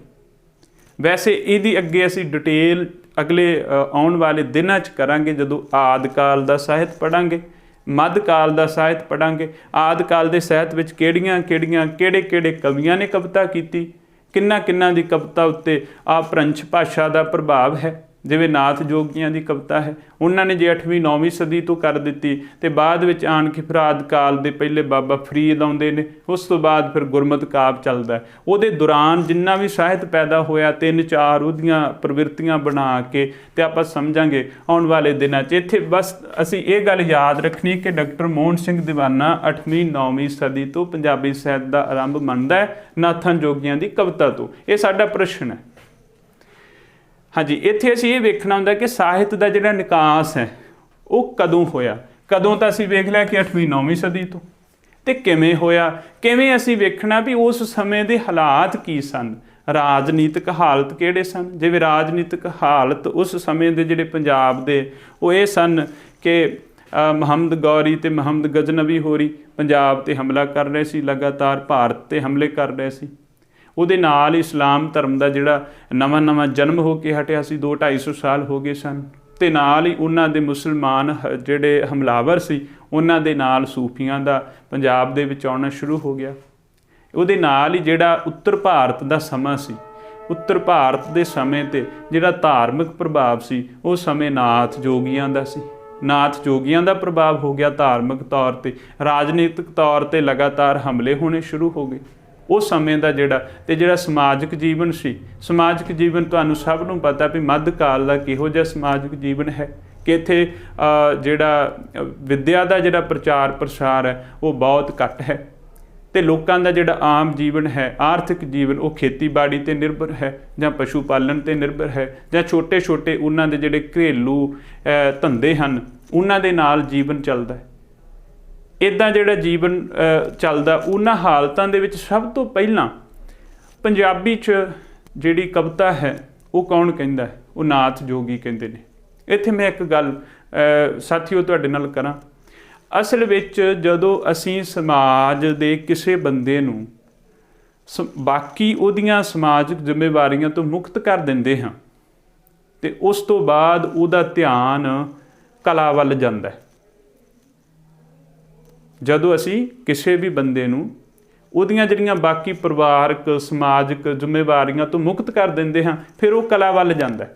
ਹੁਣ ਤੁਸੀਂ ਦੇਖੋ ਪੰਜਾਬੀ 'ਚ ਜਿਹੜਾ ਸਾਹਿਤ ਹੈ ਉਹ ਕਿਹਨਾਂ ਨੇ ਲਿਖਿਆ? ਉਹਨਾਂ ਨੇ ਲਿਖਿਆ ਜਿਨ੍ਹਾਂ ਦੇ ਉੱਪਰ ਪਰਿਵਾਰ ਦੀ ਕੋਈ ਜ਼ਿੰਮੇਵਾਰੀ ਨਹੀਂ, ਜਿਨ੍ਹਾਂ ਦੇ ਉੱਤੇ ਕੋਈ ਸਮਾਜ ਦੀ ਰਾਜਨੀਤੀ ਦੀ ਜ਼ਿੰਮੇਵਾਰੀ ਨਹੀਂ। ਉਹ ਬੰਦੇ ਨੇ ਜਿਨ੍ਹਾਂ ਨੇ ਰੱਬ ਦੀ ਪ੍ਰਾਪਤੀ ਕਰਨ ਵਾਸਤੇ ਜਾਂ ਮੁਕਤੀ ਦੀ ਪ੍ਰਾਪਤੀ ਕਰਨ ਵਾਸਤੇ ਆਪਣਾ ਘਰ-ਬਾਰ ਛੱਡ ਦਿੱਤਾ। ਨਾਥਾਂ ਜੋਗੀਆਂ ਦੀ ਮੈਂ ਗੱਲ ਕਰ ਰਿਹਾ ਹਾਂ। ਨਾਥਾਂ ਜੋਗੀਆਂ ਨੇ ਆਪਣਾ ਗ੍ਰਸਥ ਧਰਮ ਜਿਹੜਾ ਉਹ ਨਹੀਂ ਅਪਣਾਇਆ, ਸਮਾਜ ਤੋਂ ਪਾਸਾ ਵੱਟ ਲਿਆ। ਉਹਨਾਂ ਨੇ ਇਕਾਂਤ ਭਾਲੀ। ਉੱਥੇ ਜਾ ਕੇ ਉਹਨਾਂ ਨੇ ਜਿਹੜੇ 84 ਆਸਣ ਸੀਗੇ ਜਾਂ ਹੋਰ ਜੋ ਉਹਨਾਂ ਦਾ ਆਪਣਾ ਤਰੀਕਾ ਸੀ ਉਸ ਤਰੀਕੇ ਦੇ ਨਾਲ ਰੱਬ ਦੀ ਪ੍ਰਾਪਤੀ ਜਾਂ ਮੋਕਸ਼ ਦੀ ਪ੍ਰਾਪਤੀ ਵਾਸਤੇ ਯਤਨ ਕਰਨ ਲੱਗੇ। ਫਿਰ ਉਹਨਾਂ ਨੂੰ ਲੱਗਿਆ ਵੀ ਜੋ ਸਾਨੂੰ ਅਨੁਭਵ ਪ੍ਰਾਪਤ ਹੋ ਰਿਹਾ ਹੈ ਉਹ ਆਮ ਲੋਕਾਂ ਨਾਲੋਂ ਤਾਂ ਵੱਖਰਾ ਹੈ। ਜਿਹੜਾ ਆਮ ਲੋਕਾਂ ਨਾਲੋਂ ਵੱਖਰਾ ਅਨੁਭਵ ਉਹਨਾਂ ਨੂੰ ਪ੍ਰਾਪਤ ਹੋ ਰਿਹਾ ਹੈ, ਉਹਨਾਂ ਨੂੰ ਲੱਗਿਆ ਅਸੀਂ ਆਪਣੇ ਲੋਕਾਂ ਨਾਲ ਸ਼ੇਅਰ ਕਰੀਏ, ਉਹਨਾਂ ਦੇ ਨਾਲ ਸਾਂਝਾ ਕਰੀਏ। ਤੇ ਸਾਂਝਾ ਕਿਵੇਂ ਕਰਾਂਗੇ?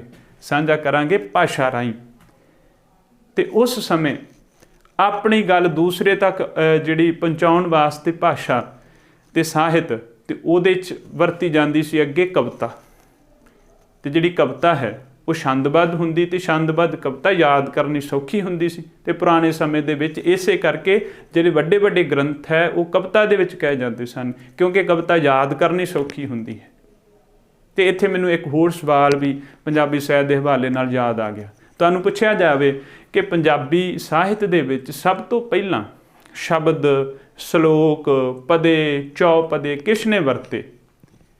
ਤਾਂ ਆਮ ਜੀ ਗੱਲ ਹੈ ਕਿ ਅਸੀਂ ਆਖਾਂਗੇ ਵੀ ਗੁਰਮਤਿ ਕਾਵਿ ਵਾਲੇ ਬਾਬਿਆਂ ਨੇ ਵਰਤੇ, ਗੁਰੂ ਨਾਨਕ ਦੇਵ ਜੀ ਨੇ ਵਰਤੇ ਹੋਣਗੇ, ਜਾਂ ਬਾਬਾ ਫਰੀਦ ਸਾਹਿਬ ਨੇ ਸ਼ਬਦ ਤੇ ਸ਼ਲੋਕ ਵਰਤੇ ਆ। ਪਰ ਯਾਦ ਰੱਖੀਏ, ਸਭ ਤੋਂ ਪਹਿਲਾਂ ਰਾਗਾਂ ਦੇ ਵਿੱਚ ਬਾਣੀ, ਸ਼ਬਦਾਂ ਸ਼ਲੋਕਾਂ ਦੇ ਵਿੱਚ ਬਾਣੀ, ਚੌਪਦਿਆਂ ਦੋਪਦਿਆਂ ਦੇ ਵਿੱਚ ਬਾਣੀ ਨਾਥਾਂ ਜੋਗੀਆਂ ਨੇ ਲਿਖੀ ਹੈ। ਇਹ ਸਾਡਾ ਸਵਾਲ ਹੈ ਕਿ ਸਭ ਤੋਂ ਪਹਿਲਾਂ ਸ਼ਬਦ, ਸ਼ਲੋਕ ਜਾਂ ਚੌਪਦੇ, ਪਦੇ ਜਾਂ ਰਾਗਾਂ ਦੀ ਵਰਤੋਂ ਕਿਹੜੇ ਬਾਣੀਕਾਰਾਂ ਨੇ ਕੀਤੀ, ਜਾਂ ਕਿਹੜੇ ਜਿਹੜਾ ਸਾਹਿਤਕਾਰਾਂ ਨੇ ਕੀਤੀ? ਤਾਂ ਅਸੀਂ ਨਾਥ ਜੋਗੀ ਲਾ ਕੇ ਆਵਾਂਗੇ ਤੇ ਸਾਡਾ ਬਿਲਕੁਲ ਠੀਕ ਹੋਵੇਗਾ। ਉਹ ਅਸੀਂ ਵੇਖਾਂਗੇ ਸਵਾਲ ਕਿਹੋ ਜਿਹਾ ਆਉਂਦਾ। ਅੱਛਾ, ਉੱਥੇ ਫਿਰ ਨਾਥ ਜੋਗੀਆਂ ਨੇ ਕਵਿਤਾ ਲਿਖੀ। ਹੁਣ ਮੈਂ ਗੱਲ ਕਰ ਰਿਹਾ ਸੀ ਕਿਹੜੇ ਹਾਲਤਾਂ 'ਚ ਲਿਖੀ। ਉਹ ਸਮੇਂ ਦੇ ਜਿਹੜੇ ਹਾਲਤ ਸਨ ਉਹ ਸਾਡੇ ਸਾਹਮਣੇ ਹੈ ਕਿ ਜਿਹੜੇ ਧਾਰਮਿਕ ਤੌਰ 'ਤੇ ਨਾਥ ਜੋਗੀ ਉੱਤਰ ਭਾਰਤ ਦੇ ਵਿੱਚ ਉਹਨਾਂ ਦਾ ਜਿਹੜਾ ਬੋਲਬਾਲਾ ਸੀ, ਉਹਦੇ ਨਾਲ ਹੀ ਮੁਸਲਮਾਨ ਧਾੜ ਵੀ ਲਗਾਤਾਰ ਹਮਲਾ ਕਰ ਰਹੇ ਸੀ, ਅਤੇ ਉਹਦੇ ਨਾਲ ਹੀ ਸੂਫੀਆਂ ਦਾ ਵੀ ਇੱਧਰ ਆਗਮਨ ਹੋ ਰਿਹਾ ਸੀ। ਅਤੇ ਜਿਹੜਾ ਉੱਧਰ ਆਰਥਿਕ ਕਾਰਨ ਨੇ ਉਹ ਵੀ ਸਾਡਾ ਆਮ ਜਿਹਾ ਜੀਵਨ ਸੀ, ਜਿਵੇਂ ਮੱਧਕਾਲ ਦਾ ਜੀਵਨ ਬਾਕੀ ਸੀ, ਉਹੋ ਜਿਹੇ ਸਮਾਜਿਕ ਜੀਵਨ ਸੀ। ਰਾਜਨੀਤਿਕ ਤੌਰ 'ਤੇ ਜਾਂ ਵਿਗਿਆਨਕ ਤੌਰ 'ਤੇ ਅਸੀਂ ਬਹੁਤੇ ਉਸ ਸਮੇਂ ਚੇਤੰਨ ਨਹੀਂ ਸਾਂ। ਅਤੇ ਉਸ ਸਮੇਂ ਦੀ ਜਿਹੜੀ ਭਾਸ਼ਾ ਹੈ ਉਹ ਭਾਸ਼ਾ ਅਪਭ੍ਰੰਸ਼ ਭਾਸ਼ਾ ਦੇ ਪ੍ਰਭਾਵ ਵਾਲੀ ਹੈ। ਉਸ ਸਮੇਂ ਨੂੰ ਡਾਕਟਰ ਬੂਟਾ ਸਿੰਘ ਬਰਾੜ ਹੋਰਾਂ ਨੇ ਅਵਹੱਠ ਜਿਹੜਾ ਇੱਕ ਭਾਸ਼ਾ ਦੀ ਉਹਨਾਂ ਨੇ ਕੋਟੀ ਦੱਸੀ ਹੈ। ਉਹ ਕਿਵੇਂ ਕਹਿੰਦੇ ਨੇ ਕਿ ਜਿਵੇਂ ਜਿਹੜੀ ਕਲਾਸੀਕਲ ਸੰਸਕ੍ਰਿਤ ਹੈ, ਕਲਾਸੀਕਲ ਸੰਸਕ੍ਰਿਤ, ਲੌਕਿਕ ਸੰਸਕ੍ਰਿਤ, ਉਸ ਤੋਂ ਬਾਅਦ ਫਿਰ ਸਾਡੇ ਕੋਲ ਜਿਹੜੀ ਆਉਂਦੀ ਹੈ ਉਹ ਆਉਂਦੀ ਪਾਲੀ, ਪਾਲੀ ਤੋਂ ਬਾਅਦ ਪ੍ਰਕਿਰਤਾਂ, ਪ੍ਰਕਿਰਤਾਂ ਤੋਂ ਬਾਅਦ ਜਿਹੜੀ ਸਾਡੇ ਕੋਲ ਭਾਸ਼ਾ ਆਉਂਦੀ ਹੈ ਅਪਭ੍ਰੰਸ਼, ਅਤੇ ਅਪਭ੍ਰੰਸ਼ ਭਾਸ਼ਾ ਤੋਂ ਆਧੁਨਿਕ ਜਿਹੜੀਆਂ ਅੱਜ ਦੀਆਂ ਸਾਡੀਆਂ ਭਾਸ਼ਾਵਾਂ ਜਾਂ ਬੋਲੀਆਂ ਨੇ, ਇਹਦੇ ਵਿੱਚ ਜਿਹੜਾ ਥੋੜ੍ਹਾ ਜਿਹਾ ਗਾਇਬ, ਥੋੜ੍ਹਾ ਜਿਹਾ ਜਿਹੜਾ ਗੈਪ ਹੈ, ਥੋੜ੍ਹਾ ਜਿਹਾ ਜਿਹੜਾ ਵਿੱਚ ਸੰਨ ਹੈ, ਉਸ ਸਮੇਂ ਦੀ ਭਾਸ਼ਾ ਨੂੰ ਅਵਹੱਠ ਭਾਸ਼ਾ ਕਿਹਾ ਜਾਂਦਾ ਹੈ। ਉਹ ਜਿਹੜੀ ਅਵਹੱਠ ਭਾਸ਼ਾ ਹੈ ਜਾਂ ਅਪਭ੍ਰੰਸ਼ ਪ੍ਰਭਾਵ ਵਾਲੀ ਭਾਸ਼ਾ ਹੈ, ਉਹ ਨਾਥਾਂ ਜੋਗੀਆਂ ਦੀ ਕਵਿਤਾ 'ਚ ਮਿਲਦੀ ਹੈ। ਜਾਂ ਉਸ ਸਮੇਂ ਦੀ ਸਾਂਝੀ ਮਿਕਸ ਭਾਸ਼ਾ ਨੂੰ ਸਦੂਕੜੀ ਭਾਸ਼ਾ ਵੀ ਕਹਿ ਦਿੰਦੇ ਨੇ। ਅਤੇ ਉਹ ਹਾਲਾਤ ਸਨ ਜਦੋਂ 8ਵੀਂ 9ਵੀਂ ਸਦੀ ਦੇ ਵਿੱਚ ਨਾਥਾਂ ਜੋਗੀਆਂ ਨੇ ਕਵਿਤਾ ਕਹਿਣੀ ਸ਼ੁਰੂ ਕੀਤੀ। ਅਤੇ ਇਸ ਨੂੰ ਫਿਰ ਡਾਕਟਰ ਮੋਹਨ ਸਿੰਘ ਦੀਵਾਨਾ ਹੋਰੀ ਪੰਜਾਬੀ ਸਾਹਿਤ ਦਾ ਮੁੱਢਲਾ ਸਮਾਂ ਮੰਨਦੇ ਨੇ। ਇਹ ਹੈ ਕਦੋਂ ਅਤੇ ਕਿਵੇਂ, ਕਦੋਂ ਅਤੇ ਕਿਵੇਂ ਪੰਜਾਬੀ ਸਾਹਿਤ ਦਾ ਨਿਕਾਸ ਹੋਇਆ। ਸਾਹਿਤ ਦੀ ਇਤਿਹਾਸਕਾਰੀ ਵਿੱਚ ਵਿਦਵਾਨ ਨੇ ਇਹ ਚੀਜ਼ ਵੇਖਣੀ ਹੁੰਦੀ ਹੈ ਕਿਸੇ ਵੀ ਭਾਸ਼ਾ ਦੀ ਸਾਹਿਤ ਦੀ ਇਤਿਹਾਸਕਾਰੀ ਕਰਨ ਵਾਸਤੇ ਕਿ ਮੁੱਢਲੇ ਹਾਲਾਤ ਕਿਹੜੇ ਸਨ। ਹੁਣ ਆ ਜੋ ਦੂਜਾ ਸਾਹਿਤ ਦਾ ਵਿਕਾਸ, ਵਿਕਾਸ ਦੇ ਵਿੱਚ ਉਹ 5 ਚੀਜ਼ਾਂ ਦੇਖਦਾ। ਆਪਾਂ 5 ਦੀ ਥੋੜ੍ਹੀ ਥੋੜ੍ਹੀ ਵਿਆਖਿਆ ਕਰ ਲੈਂਦੇ ਹਾਂ। ਪਹਿਲਾ, ਉਹਨੇ ਵੇਖਣਾ ਕਾਲ ਵੰਡ। ਆਪਾਂ ਪਿੱਛੇ ਵੇਖਿਆ ਨਾ, ਸਾਹਿਤਕ ਤੱਥਾਂ ਦਾ ਸੰਕਲਨ ਤਾਂ ਉਹਨੇ ਕਰ ਲਿਆ। ਦੂਜੇ ਨੰਬਰ 'ਤੇ ਉਹਨੇ ਕੀ ਕੀਤਾ, ਉਹਨਾਂ ਨੂੰ ਤਰਤੀਬ ਦੇਣੀ ਹੈ। ਅਤੇ ਜਿਹੜੀ ਉੱਥੇ ਤਰਤੀਬ ਕਿਹਾ, ਉਹਨੂੰ ਇੱਥੇ ਕਾਲ ਵੰਡ ਕਹਿ ਤਾ ਵੀ ਉਹ ਜਿਹੜੀ ਤਰਤੀਬ ਤਾਂ ਦੇ ਤੀ, ਹੁਣ ਉਹਨੂੰ ਸਮਿਆਂ 'ਚ ਵੰਡਣਾ। ਤਰਤੀਬ ਤਾਂ ਦੇ ਤੀ, 1 2 3 4 5 6 10 ਐਟਮਾਂ ਉਹਨੇ ਰੱਖਤੀਆਂ। ਉਹਨੇ 10 ਨੂੰ ਵੰਡਣਾ ਹੈ ਵੀ ਇਹਨਾਂ 10 ਨੂੰ ਪਹਿਲੀਆਂ 2 ਰੱਖਾਂ, ਪਹਿਲੀਆਂ 3 ਰੱਖਾਂ ਇੱਕ ਕੋਟੀ 'ਚ, ਅਗਲੀਆਂ 3 ਰੱਖਾਂ, ਫਿਰ ਲਾਸਟ ਵਾਲੀਆਂ 4 ਰੱਖਾਂ, ਉਹਨਾਂ ਨੂੰ ਵੰਡਣਾ, ਉਹਨਾਂ ਦੀ ਕਾਲ ਵੰਡ ਕਰਨੀ ਹੈ। ਤਾਂ ਕਾਲ ਵੰਡ ਉਹਦਾ ਪਹਿਲਾ ਜਿਹੜਾ ਮੁੱਦਾ ਹੁੰਦਾ ਹੈ ਵੀ ਮੈਂ ਸਮੇਂ ਨੂੰ, ਸਾਹਿਤ ਨੂੰ ਕਿੰਨਾ ਕਿੰਨਾ ਕਾਲਾਂ 'ਚ ਵੰਡਣਾ ਹੈ। ਅਤੇ ਜਿਵੇਂ ਅੱਗੇ ਜਾ ਕੇ ਅਸੀਂ ਵੇਖਾਂਗੇ ਪੰਜਾਬੀ ਸਾਹਿਤ ਦੇ ਇਤਿਹਾਸ ਨੂੰ ਕਿਸੇ ਨੇ ਸਦੀ ਦੇ ਆਧਾਰ 'ਤੇ ਵੰਡਿਆ ਹੈ, ਕਿਸੇ ਨੇ ਧਰਮ ਦੇ ਆਧਾਰ 'ਤੇ ਵੰਡਿਆ ਹੈ, ਕਿਸੇ ਨੇ ਸਮੇਂ ਦੇ ਆਧਾਰ 'ਤੇ ਵੰਡਿਆ ਹੈ, ਕਿਸੇ ਨੇ ਰਾਜਨੀਤਿਕ ਆਗੂ ਜਾਂ ਘਰਾਣੇ ਦੇ ਨਾਮ ਹੇਠ ਵੰਡਿਆ ਹੈ। ਉਹਨੇ ਉਹ ਕਾਲ ਵੰਡ ਕਰਨੀ ਹੈ। ਇਹ ਕਿੱਥੇ ਕਰਨੀ? ਸਾਹਿਤ ਦਾ ਵਿਕਾਸ। ਵੀ ਵਿਕਾਸ ਕਿਵੇਂ ਹੋਇਆ, ਕਿਹੜੇ ਜਿਹੜੇ ਉਸ ਸਮੇਂ ਦੇ ਹਾਲਾਤ ਵਿਕਾਸ ਵਾਸਤੇ ਉਹਨਾਂ ਨੇ ਸਹਿਯੋਗ ਦਿੱਤਾ ਸੀ ਅਸੀਂ ਕਾਲ ਵੰਡ ਦੇ ਵਿੱਚ। ਫਿਰ ਉਸ ਤੋਂ ਬਾਅਦ ਵਿਜੋਗੀਕਰਨ ਕੀ ਹੁੰਦਾ ਹੈ ਕਿ ਜਿਹੜਾ ਸਾਹਿਤ ਦਾ ਇਤਿਹਾਸ ਹੈ ਉਹਦੇ ਵਿੱਚ ਜਿਹੜੀਆਂ ਵਿਧਾਵਾਂ ਤੇ ਪ੍ਰਵਿਰਤੀਆਂ ਨੇ ਉਹਨਾਂ ਦਾ ਇੱਕ ਦੂਜੀ ਨਾਲੋਂ ਕੀ ਫਰਕ ਹੈ, ਵਿਸ਼ਿਆਂ ਦਾ ਕੀ ਫਰਕ ਹੈ, ਭਾਸ਼ਾ ਦਾ ਕੀ ਫਰਕ ਹੈ, ਸਾਹਿਤਕਾਰ ਕਿਹੋ ਜਿਹੀ ਜਿਹੜੀ ਚੇਤਨਾ ਨਾਲ ਸਾਹਿਤ ਲਿਖਦਾ ਹੈ, ਉਸ ਸਮੇਂ ਦੇ ਸਾਹਿਤ ਵਿੱਚ ਬੰਦੇ ਨੂੰ ਕੀ ਸਥਾਨ ਪ੍ਰਾਪਤ ਹੈ, ਮਨੁੱਖ ਉੱਥੇ ਕਿੱਥੇ ਹੈ, ਜਾਂ ਉੱਥੇ ਔਰਤ ਇਸਤਰੀ ਦਾ ਜਿਹੜਾ ਦਰਜਾ ਹੈ ਉਸ ਸਮੇਂ ਦੇ ਸਾਹਿਤ ਵਿੱਚ ਕਿਹੋ ਜਿਹਾ ਆਇਆ, ਇਹ ਕਦੋਂ ਵੇਖਣਾ ਹੁੰਦਾ? ਵਿਜੋਗੀਕਰਨ ਦੇ ਵਿੱਚ ਉਹਨੇ ਕੀ ਵੇਖਣਾ ਵੀ ਗੁਰਮਤਿ ਕਾਵਿ ਸੂਫੀ ਕਾਵਿ ਨਾਲੋਂ ਕਿੰਨਾ ਵੱਖਰਾ ਹੈ, ਸੂਫੀ ਕਾਵਿ ਨਾਥਾਂ ਜੋਗੀਆਂ ਦੀ ਕਵਿਤਾ ਤੋਂ ਕਿੰਨਾ ਵੱਖਰਾ ਹੈ। ਫਿਰ ਅੱਗੇ ਜਾ ਕੇ ਕਿੱਸਾ ਕਾਵਿ ਤੇ ਗੁਰਮਤਿ ਕਾਵਿ ਦੇ ਵਿੱਚ ਕੀ ਫਰਕ ਹੈ। ਇਹਨੂੰ ਅਸੀਂ ਦੂਜੇ ਸ਼ਬਦਾਂ 'ਚ ਜਿਹੜਾ ਵਿਜੋਗੀਕਰਨ ਹੈ ਜੀ, ਇਸ ਨੂੰ ਅਸੀਂ ਦੂਜੇ ਸ਼ਬਦਾਂ 'ਚ ਅੰਤਰਨਖੇੜ ਵੀ ਆਖਦੇ ਹਾਂ। ਉਹਨਾਂ 'ਚ ਨਖੇੜਾ ਕਰਨਾ, ਉਹਨਾਂ ਦਾ ਜਿਹੜਾ ਅੰਦਰੂਨੀ ਐਨਾਲਿਸਿਸ ਕਰਕੇ ਨਾ ਉਹਦੇ ਵਿੱਚੋਂ ਵਿਸ਼ਲੇਸ਼ਣ ਕਰਕੇ ਚੀਜ਼ਾਂ ਦੂਰ ਕਰਨੀਆਂ, ਵੱਖਰੀਆਂ ਕਰਨੀਆਂ, ਪਤਾ ਲਾਉਣਾ ਕਿ ਇਹਦੇ ਸਾਹਿਤ ਦੇ ਇਤਿਹਾਸਕਾਰ ਦੇ ਇਸ ਸਾਹਿਤ ਦਾ ਜਿਹੜਾ ਰਚਨਾਕਾਰ ਸੀ ਜਦੋਂ ਉਹਨੇ ਇਸ ਚੀਜ਼ ਨੂੰ ਰਚਿਆ ਉਹਦੇ ਪਿੱਛੇ ਕਿਹੜੀਆਂ ਚੀਜ਼ਾਂ ਭੂਮਿਕਾ ਨਿਭਾ ਰਹੀਆਂ ਸਨ। ਵਿਜੋਗੀਕਰਨ ਵੀ ਜੇ ਗੁਰਮਤਿ ਕਾਵਿ ਸੂਫੀ ਕਾਵਿ ਦਾ ਆਪਸੀ ਉਹਨਾਂ ਦੇ ਵਿੱਚ ਅੰਤਰਨਖੇੜ ਕਰਨਾ। ਜਿਹੜਾ ਅੱਗੇ ਸੰਜੋਗੀਕਰਨ ਹੈ ਉਹ ਵਿਜੋਗੀਕਰਨ ਦੇ ਬਿਲਕੁਲ ਉਲਟ ਹੈ। ਪਹਿਲਾਂ ਤਾਂ ਅਸੀਂ ਵੇਖਿਆ ਕਿ ਉਹਨਾਂ ਦਾ ਅੰਤਰਨਖੇੜ ਕਰਨਾ, ਇਹਨੂੰ ਅਸੀਂ ਵਿਸ਼ਲੇਸ਼ਣ ਕਹਿ ਸਕਦੇ ਹਾਂ, ਤੇ ਜਿਹੜਾ ਸੰਜੋਗੀਕਰਨ ਹੈ ਇਸ ਨੂੰ ਅਸੀਂ ਸੰਸਲੇਸ਼ਣ ਕਹਿ ਸਕਦੇ ਹਾਂ। ਇਸ ਨੂੰ ਵਿਜੋਗੀਕਰਨ ਦੇ ਬਿਲਕੁਲ ਉਲਟ ਰੱਖਿਆ ਜਾਂਦਾ, ਇਸ ਟਰਮ 'ਚ ਵੇਖਿਆ ਜਾਂਦਾ ਹੈ। ਫਿਰ ਉਹਨਾਂ ਦੀਆਂ ਆਪਸੀ ਸਾਂਝਾਂ ਕਿਹੜੀਆਂ ਨੇ, ਇਹ ਕਿੰਨੇ ਵੇਖਣਾ? ਸਾਹਿਤ ਦੇ ਇਤਿਹਾਸਕਾਰ ਨੇ ਵੇਖਣਾ। ਜੇ ਉਹਨੂੰ ਸਾਹਿਤ ਦੇ ਇਤਿਹਾਸਕਾਰ ਨੂੰ ਇਹਨਾਂ ਗੱਲਾਂ ਦਾ ਗਿਆਨ ਹੋਵੇਗਾ ਤੇ ਉਹਨੇ ਕਾਲ ਵੰਡ ਉਹ ਜਿਹੜੀ ਸੌਖੀ ਕਰ ਸਕਦਾ। ਫਿਰ ਉਹ ਕਿਸੇ ਵੀ ਪ੍ਰਵਿਰਤੀ ਨੂੰ ਇੱਕ ਪ੍ਰਵਿਰਤੀ ਦੇ ਅਧੀਨ ਕਿਵੇਂ ਰੱਖਣਾ ਹੈ ਉਹਦੇ ਬਾਰੇ ਉਹ ਤਰਕਪੂਰਨ ਵਿਆਖਿਆ ਵਿਸ਼ਲੇਸ਼ਣ ਕਰ ਸਕਦਾ ਹੈ। ਇਸ ਲਈ ਉਹਨੂੰ ਸੰਜੋਗੀਕਰਨ ਤੇ ਵਿਜੋਗੀਕਰਨ ਕਰਨਾ ਆਉਣਾ ਚਾਹੀਦਾ ਹੈ। ਉਸ ਤੋਂ ਬਾਅਦ ਚੌਥੀ ਗੱਲ ਹੈ ਨਾਮਕਰਨ। ਉਹ ਫਿਰ ਜਿਹੜਾ ਉਹਨੇ ਕਾਲ ਵੰਡ ਤਾਂ ਕਰ ਲਈ, ਸੰਜੋਗੀਕਰਨ ਤੇ ਵਿਜੋਗੀਕਰਨ ਵੀ ਉਹਨੇ ਵੇਖ ਲਿਆ, ਹੁਣ ਉਹ ਚੌਥੇ ਨੰਬਰ ਤੇ ਕਰੂਗਾ ਨਾਮਕਰਨ। ਵੀ ਉਹਦਾ ਜਿਹੜਾ ਨਾਮ ਹੈ ਉਹ ਕਾਲ ਵੰਡ ਜਿਹੜੀ ਉਹਨੇ ਕੀਤੀ ਹੈ ਉਹਨੂੰ ਨਾਮ ਕਿਹੜਾ ਦੇਵੇ। ਉਦਾਹਰਨ ਵਜੋਂ ਜਿਵੇਂ ਆਪਾਂ ਨਾਥਾਂ ਜੋਗੀਆਂ ਦੀ ਕਵਿਤਾ ਨੂੰ ਆਦਿ ਕਾਲ ਵਿੱਚ ਰੱਖਦੇ ਹਾਂ, ਉਸ ਤੋਂ ਬਾਅਦ ਮੱਧ ਕਾਲ ਆਉਂਦਾ। ਮੱਧ ਕਾਲ ਨੂੰ ਅਸੀਂ ਵੇਖਣਾ ਵੀ ਉਹਨੂੰ ਕਾਲ ਦੇ ਆਧਾਰ ਤੇ ਨਾਮ ਦੇਣਾ, ਜਾਂ ਉਸ ਸਮੇਂ ਸਭ ਤੋਂ ਵੱਧ ਗੁਰਮਤਿ ਕਾਵਿ ਦੀ ਜਿਹੜੀ ਕਵਿਤਾ ਲਿਖੀ ਗਈ ਗੁਰੂ ਨਾਨਕ ਦੇਵ ਜੀ ਦੇ ਮੁਖੀ ਸਨ ਤਾਂ ਉਹਨੂੰ ਨਾਨਕ ਕਾਲ ਆਖਾਂਗੇ। ਜਾਂ ਉਸ ਨੂੰ ਅਸੀਂ ਵੇਖਾਂਗੇ ਕੋਈ ਉਸ ਸਮੇਂ ਦਾ ਇਤਿਹਾਸਕ ਵਿਅਕਤੀ ਹੋਇਆ ਜਿਵੇਂ ਅਕਬਰ ਹੈ ਜਾਂ ਔਰੰਗਜ਼ੇਬ ਹੈ ਜਾਂ ਬਾਅਦ ਵਿੱਚ ਮਹਾਰਾਜਾ ਰਣਜੀਤ ਸਿੰਘ ਹੈ, ਉਹ ਅਸੀਂ ਨਾਮਕਰਨ ਸਾਹਿਤ ਦੇ ਇਤਿਹਾਸਕਾਰ ਨੇ ਕਰਨਾ ਹੁੰਦਾ ਹੈ ਕਿ ਉਹ ਜਿਹੜੀਆਂ ਸਾਹਿਤਕ ਵਿਧਾਵਾਂ ਨੇ, ਸਾਹਿਤਕ ਪ੍ਰਵਿਰਤੀਆਂ ਨੇ, ਜਿੰਨੀ ਮਾਤਰਾ 'ਚ ਸਾਹਿਤ ਉਪਲਬਧ ਹੋਇਆ ਉਹਦਾ ਫਿਰ ਨਾਮਕਰਨ ਕੀਤਾ ਜਾਵੇ। ਉਸ ਤੋਂ ਬਾਅਦ ਫਿਰ ਸੁਧਾਰਨੀਕਰਨ ਦਾ ਅਰਥ ਹੁੰਦਾ ਹੈ ਕਿ ਜਿਹੜੀ ਅਸਧਾਰਨ ਚੀਜ਼ ਹੈ ਉਹਨੂੰ ਸੁਧਾਰਨ ਬਣਾਉਣਾ, ਭਾਵ ਔਖੀ ਨੂੰ ਸੌਖੀ ਕਰਕੇ ਦੱਸਣਾ। ਇਹ ਜਿਹੜਾ ਸੁਧਾਰਨੀਕਰਨ ਹੈ ਇਹ ਵੀ ਸਾਹਿਤ ਦਾ ਇਤਿਹਾਸਕਾਰ ਕਰਦਾ ਹੈ। ਭਾਵ ਜਦੋਂ ਸਾਹਿਤ ਦੇ ਇਤਿਹਾਸ ਨੂੰ ਕਾਲਾਂ ਵਿਧਾਵਾਂ ਦੇ ਵਿੱਚ ਵੰਡ ਦਿੰਦਾ, ਪ੍ਰਵਿਰਤੀਆਂ 'ਚ ਵੰਡ ਦਿੰਦਾ, ਇਹਨਾਂ ਗੱਲਾਂ ਦਾ ਆਮ ਜਨ ਸਧਾਰਨ ਨੂੰ ਇਹਨਾਂ ਗੱਲਾਂ ਨਾਲ ਕੋਈ ਵਾਹ ਵਾਸਤਾ ਨਹੀਂ ਹੁੰਦਾ। ਇਹ ਤਾਂ ਜਦੋਂ ਸਾਨੂੰ ਕੋਈ ਵਿਦਵਾਨ ਸਾਹਿਤ ਦਾ ਇਤਿਹਾਸ ਲਿਖ ਕੇ ਸਾਡੇ ਸਾਹਮਣੇ ਰੱਖਦਾ ਤੇ ਅਸੀਂ ਪੜ੍ਹਦੇ ਹਾਂ ਤੇ ਫਿਰ ਸਾਨੂੰ ਪਤਾ ਲੱਗਦਾ ਵੀ ਹਾਂ ਇਹਨਾਂ ਚੀਜ਼ਾਂ ਦਾ ਸਾਡੇ ਜੀਵਨ ਨਾਲ ਕੀ ਮਹੱਤਵ ਹੈ, ਜਾਂ ਇਹਦੇ ਰਾਹੀਂ ਅਸੀਂ ਸਾਹਿਤ ਨੂੰ ਕਿੰਨਾ ਸੌਖਾ ਸਮਝ ਸਕਦੇ ਹਾਂ। ਇਹਦੇ ਰਾਹੀਂ, ਇਸ ਮਾਡਲ ਦੇ ਰਾਹੀਂ ਅਸੀਂ ਉਸ ਸਮੇਂ ਦੇ ਜੀਵਨ ਨੂੰ ਕਿੰਨਾ ਸੌਖਾ ਸਮਝ ਸਕਦੇ ਹਾਂ ਜਿਹੜਾ ਜੀਵਨ ਸਾਡੇ ਪੁਰਖਿਆਂ ਨੇ ਜਿਉਇਆ ਹੈ। ਇਹ ਆਮ ਬੰਦੇ ਨੂੰ ਇਸ ਸੁਧਾਰਨੀਕਰਨ ਦੀ ਪ੍ਰਵਿਰਤੀ ਰਾਹੀਂ ਫਿਰ ਸਮਝ ਆ ਜਾਂਦੀ ਹੈ। ਇਹ ਹੈ ਜਿਹੜਾ ਸਾਹਿਤ ਦੇ ਵਿਕਾਸ ਦੇ ਵਿੱਚ ਸਾਹਿਤ ਦਾ ਇਤਿਹਾਸਕਾਰ ਇਹਨਾਂ ਪੰਜਾਂ ਚੀਜ਼ਾਂ ਨੂੰ ਲੈ ਕੇ ਚੱਲਦਾ ਹੈ। ਇਸ ਤੋਂ ਬਾਅਦ ਤੀਜੇ ਨੰਬਰ 'ਤੇ ਹੈ ਮੁਲਾਂਕਣ।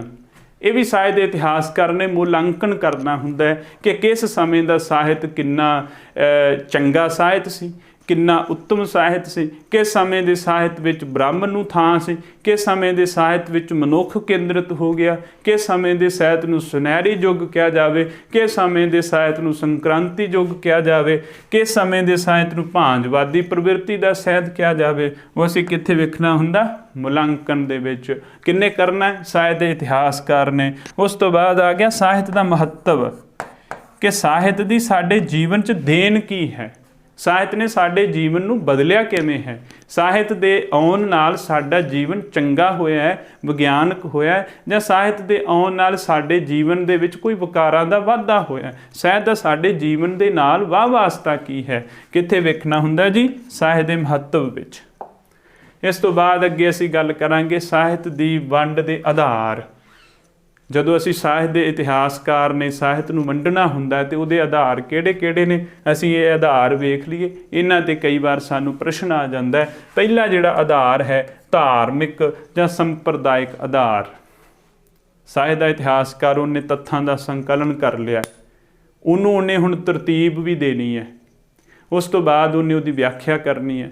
ਹੁਣ ਉਹ ਕਿੰਨਾ ਆਧਾਰਾਂ ਤੇ ਵੰਡੇਗਾ, ਕਿਹੜਾ ਕਿਹੜਾ ਆਧਾਰ? ਉਹ ਕਵੀ ਨੂੰ ਆਧਾਰ ਬਣਾਵੇਗਾ, ਉਸ ਸਮੇਂ ਦੀ ਸਾਹਿਤਕ ਰੂਪ ਨੂੰ ਆਧਾਰ ਬਣਾਵੇਗਾ, ਸਾਹਿਤਕ ਪ੍ਰਵਿਰਤੀ ਨੂੰ ਆਧਾਰ ਬਣਾਵੇਗਾ, ਜਾਂ ਰਾਜਨੀਤੀ ਨੂੰ ਆਧਾਰ ਬਣਾਵੇਗਾ। ਕਿਸ ਨੂੰ ਆਧਾਰ ਬਣਾਵੇਗਾ? ਉਹਨਾਂ ਨੂੰ ਅਸੀਂ ਇੱਥੇ ਵੇਖ ਲਈਏ। ਇਸ ਤੋਂ ਬਾਅਦ ਅਸੀਂ ਵੇਖਾਂਗੇ ਕਿ ਪੰਜਾਬੀ ਸਾਹਿਤ ਦੀ ਇਤਿਹਾਸਕਾਰੀ ਦੇ ਵਿੱਚ ਕਿਹੜੇ ਕਿਹੜੇ ਆਧਾਰ ਬਣੇ।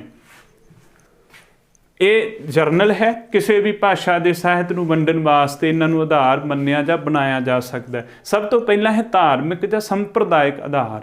ਧਾਰਮਿਕ ਸੰਪਰਦਾਇਕ ਆਧਾਰ, ਇਹਦੀ ਜਿਹੜੀ ਸ਼ੁਰੂਆਤ ਕਰਨ ਵਾਲਾ ਡਾਕਟਰ ਬਨਾਰਸੀ ਦਾਸ ਜੈਨ ਹੈ। ਇਹ ਪ੍ਰਸ਼ਨ UGC ਨੈਟ ਦੇ ਵਿੱਚ ਕਈ ਵਾਰ ਪੁੱਛਿਆ, ਤੇ ਇਹ ਹੁਣ UGC ਨੈਟ ਵਿੱਚ ਕਦੇ ਨਹੀਂ ਪੁੱਛਦੇ, ਕਿਉਂਕਿ ਇਹ ਪ੍ਰਸ਼ਨ ਬੜਾ ਆਮ ਹੋ ਗਿਆ, ਸਭ ਨੂੰ ਪਤਾ ਲੱਗ ਗਿਆ। ਪਰ ਹੁਣ ਇਹ ਪ੍ਰਸ਼ਨ ਮਾਸਟਰ ਕੇਡਰ ਦੇ ਵਿੱਚ ਪੁੱਛਿਆ ਜਾ ਸਕਦਾ ਹੈ। ਇਹ ਪ੍ਰਸ਼ਨ ਪੁੱਛਿਆ ਜਾ ਸਕਦਾ ਹੈ ਲੈਕਚਰਾਰ ਪੰਜਾਬੀ ਦੇ ਪੇਪਰ ਦੇ ਵਿੱਚ, ਕਿ ਧਰਮ ਨੂੰ ਆਧਾਰ ਬਣਾ ਕੇ ਕਿਸ ਸਾਹਿਤਕਾਰ ਨੇ ਪੰਜਾਬੀ ਸਾਹਿਤ ਨੂੰ ਵੰਡਿਆ? ਬਨਾਰਸੀ ਦਾਸ ਜੈਨ। ਦੂਸਰੇ ਪਾਸੇ ਵਿਦਵਾਨ ਕਹਿੰਦੇ ਨੇ ਜਿਹੜਾ ਅਬਦੁਲ ਮਜੀਦ ਭੱਟੀ ਹੈ, ਪੰਜਾਬੀ ਜਿਹੜਾ ਪਾਕਿਸਤਾਨ ਪੰਜਾਬੀ ਸਾਹਿਤ ਦਾ ਇਤਿਹਾਸਕਾਰ ਹੈ, ਪਾਕਿਸਤਾਨ ਦੇ ਜਿਹੜੇ ਰਹਿਣ ਵਾਲੇ ਨੇ ਅਬਦੁਲ ਮਜੀਦ ਭੱਟੀ, ਕਹਿੰਦੇ ਉਹਨਾਂ ਦੇ ਸਾਹਿਤ ਦੇ ਇਤਿਹਾਸ 'ਤੇ ਵੀ ਥੋੜ੍ਹਾ ਜਿਹਾ ਪ੍ਰਭਾਵ ਇਹ ਹੈ ਕਿ ਉਹ ਵੀ ਜਿਹੜੀ ਸੰਪਰਦਾਇਕ ਜਾਂ ਧਾਰਮਿਕ ਭਾਵਨਾ ਦੇ ਨਾਲ ਪੰਜਾਬੀ ਸਾਹਿਤ ਦੀ ਵੰਡ ਕਰਦੇ ਨੇ। ਅਸੀਂ ਆਹ ਦੋ ਨਾਮ ਯਾਦ ਰੱਖੀਏ, ਇਨ ਫਿਊਚਰ ਇਹ ਸਾਨੂੰ ਜਿਹੜੇ ਸਵਾਲ ਨੇ ਪੁੱਛੇ ਜਾ ਸਕਦੇ ਨੇ ਕਿਸੇ ਵੀ ਪੇਪਰ ਦੇ ਵਿੱਚ। ਬਨਾਰਸੀ ਦਾਸ ਜੈਨ, ਅਬਦੁਲ ਮਜੀਦ ਭੱਟੀ, ਧਾਰਮਿਕ ਜਾਂ ਸੰਪਰਦਾਇਕ ਆਧਾਰ।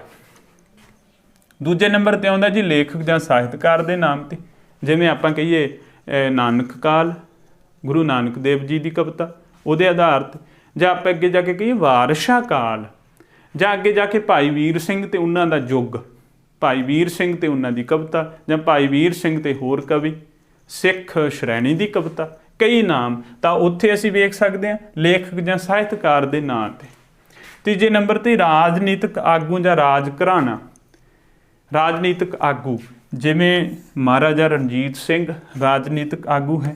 ਰਾਜ ਘਰਾਣਾ ਜਿਵੇਂ ਮੁਗਲ ਕਾਲ ਹੈ, ਜਿਵੇਂ ਮੁਗਲਾਂ ਦੇ ਨਾਮ 'ਤੇ ਹੁਣ ਮੁਗਲ ਸ਼ਬਦ ਰਾਜਨੀਤੀ ਨਾਲ ਜੁੜਿਆ ਹੋਇਆ, ਰਾਜਨੀਤਿਕ ਘਰਾਣੇ ਨਾਲ ਜੁੜਿਆ ਹੋਇਆ। ਜਾਂ ਆਪਾਂ ਕਹੀਏ ਸਿੱਖ ਰਾਜ ਦਾ ਸਾਹਿਤ, ਰਾਜਨੀਤਿਕ ਆਧਾਰ ਹੋ ਗਿਆ। ਇਸ ਤੋਂ ਬਾਅਦ ਜੀ ਸਾਹਿਤ ਦੀ ਉਪਲਬਧ ਮਾਤਰਾ ਦੇ ਆਧਾਰ 'ਤੇ, ਹੁਣ 18ਵੀਂ ਸਦੀ ਨੂੰ ਕਿੱਸਾ ਕਵੀ, ਕਿੱਸਾ ਕਾਵਿ ਦੀ ਜਿਹੜੀ ਸਦੀ ਕਿਹਾ ਜਾਂਦਾ। 18ਵੀਂ ਸਦੀ ਕਿੱਸਾ ਕਾਵਿ ਦੀ ਸਦੀ ਕਿਉਂ ਕਿਹਾ ਜਾਂਦਾ? ਕਿਉਂਕਿ ਉਦੋਂ ਸਭ ਤੋਂ ਵੱਧ ਜਿਹੜਾ ਕਿੱਸਾ ਰਚਿਆ ਗਿਆ,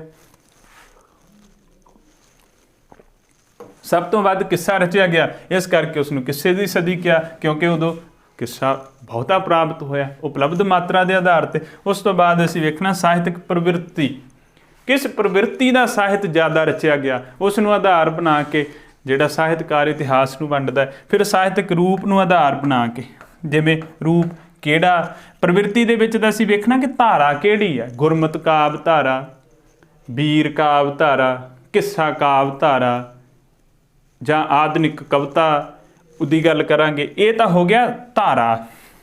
ਸਾਹਿਤਕ ਰੂਪ ਨੂੰ ਆਧਾਰ ਬਣਾ ਕੇ, ਜਦੋਂ ਰੂਪ ਨੂੰ ਆਧਾਰ ਬਣਾਵਾਂਗੇ ਉਹਦੇ ਵਿੱਚ ਨਾਵਲ ਆ ਜਾਏਗਾ, ਨਾਟਕ ਆ ਜਾਏਗਾ। ਅੱਗੇ ਰੂਪਾਂ ਦੀ ਗੱਲ ਸਵੈ ਜੀਵਨੀ ਸਾਹਿਤ ਜਾਂ ਜੀਵਨੀ ਸਾਹਿਤ, ਫਿਰ ਸਫ਼ਰਨਾਮਾ ਸਾਹਿਤ, ਵਾਰਤਕ ਤੇ ਰੂਪ ਜਾਂ ਕਵਿਤਾ ਦਾ ਗੱਲ ਆ ਜਾਊਗੀ। ਪਰ ਜਦੋਂ ਅਸੀਂ ਧਾਰਾ ਦੀ ਗੱਲ ਕਰਾਂਗੇ, ਜੇ ਕਵਿਤਾ 'ਚ ਵੇਖਣਾ, ਉੱਥੇ ਅਸੀਂ ਰੋਮਾਂਸਵਾਦੀ ਧਾਰਾ ਦੀ ਕਵਿਤਾ, ਉੱਥੇ ਅਸੀਂ ਵੇਖਾਂਗੇ ਜੁਝਾਰਵਾਦੀ ਕਾਵਿ ਧਾਰਾ ਦੀ ਕਵਿਤਾ, ਇਹ ਚੀਜ਼ ਵੇਖੀ ਜਾਊਗੀ। ਇਹ ਦੋ ਹੋ ਗਈਆਂ। ਇਹ ਵੀ ਆਧਾਰ ਜਿਹੜੇ ਆ ਪੰਜਾਬੀ ਸਾਹਿਤ ਦੀ ਇਤਿਹਾਸਕਾਰੀ ਵਾਸਤੇ ਵਰਤੇ ਗਏ ਨੇ। ਫਿਰ ਕਿਸੇ ਸਦੀ ਨੂੰ ਆਧਾਰ ਬਣਾ ਕੇ, ਤੇ ਸਦੀ ਨੂੰ ਆਧਾਰ ਬਣਾਉਣਾ, ਜਿਵੇਂ 8ਵੀਂ 9ਵੀਂ ਸਦੀ, 15ਵੀਂ ਸਦੀ, 16ਵੀਂ ਸਦੀ, 17ਵੀਂ ਸਦੀ ਦਾ ਸਾਹਿਤ, ਜਾਂ 17ਵੀਂ ਤੋਂ ਲੈ ਕੇ 19ਵੀਂ ਸਦੀ ਦਾ ਸਾਹਿਤ, ਇਹਦੀ ਜਿਹੜੀ ਸ਼ੁਰੂਆਤ ਹੈ ਡਾਕਟਰ ਦੀਵਾਨਾ ਨੇ ਕੀਤੀ। ਇਹ ਸਾਡਾ ਪ੍ਰਸ਼ਨ ਮਾਸਟਰ ਕੇਡਰ ਦੇ ਹਵਾਲੇ ਨਾਲ ਆ ਸਕਦਾ ਕਿ ਪੰਜਾਬੀ ਸਾਹਿਤ ਨੂੰ ਜਿਹੜਾ ਸਦੀ ਨੂੰ ਆਧਾਰ ਬਣਾ ਕੇ ਵੰਡਣ ਦੀ ਸਭ ਤੋਂ ਪਹਿਲੀ ਕੋਸ਼ਿਸ਼ ਕਿਸ ਨੇ ਕੀਤੀ?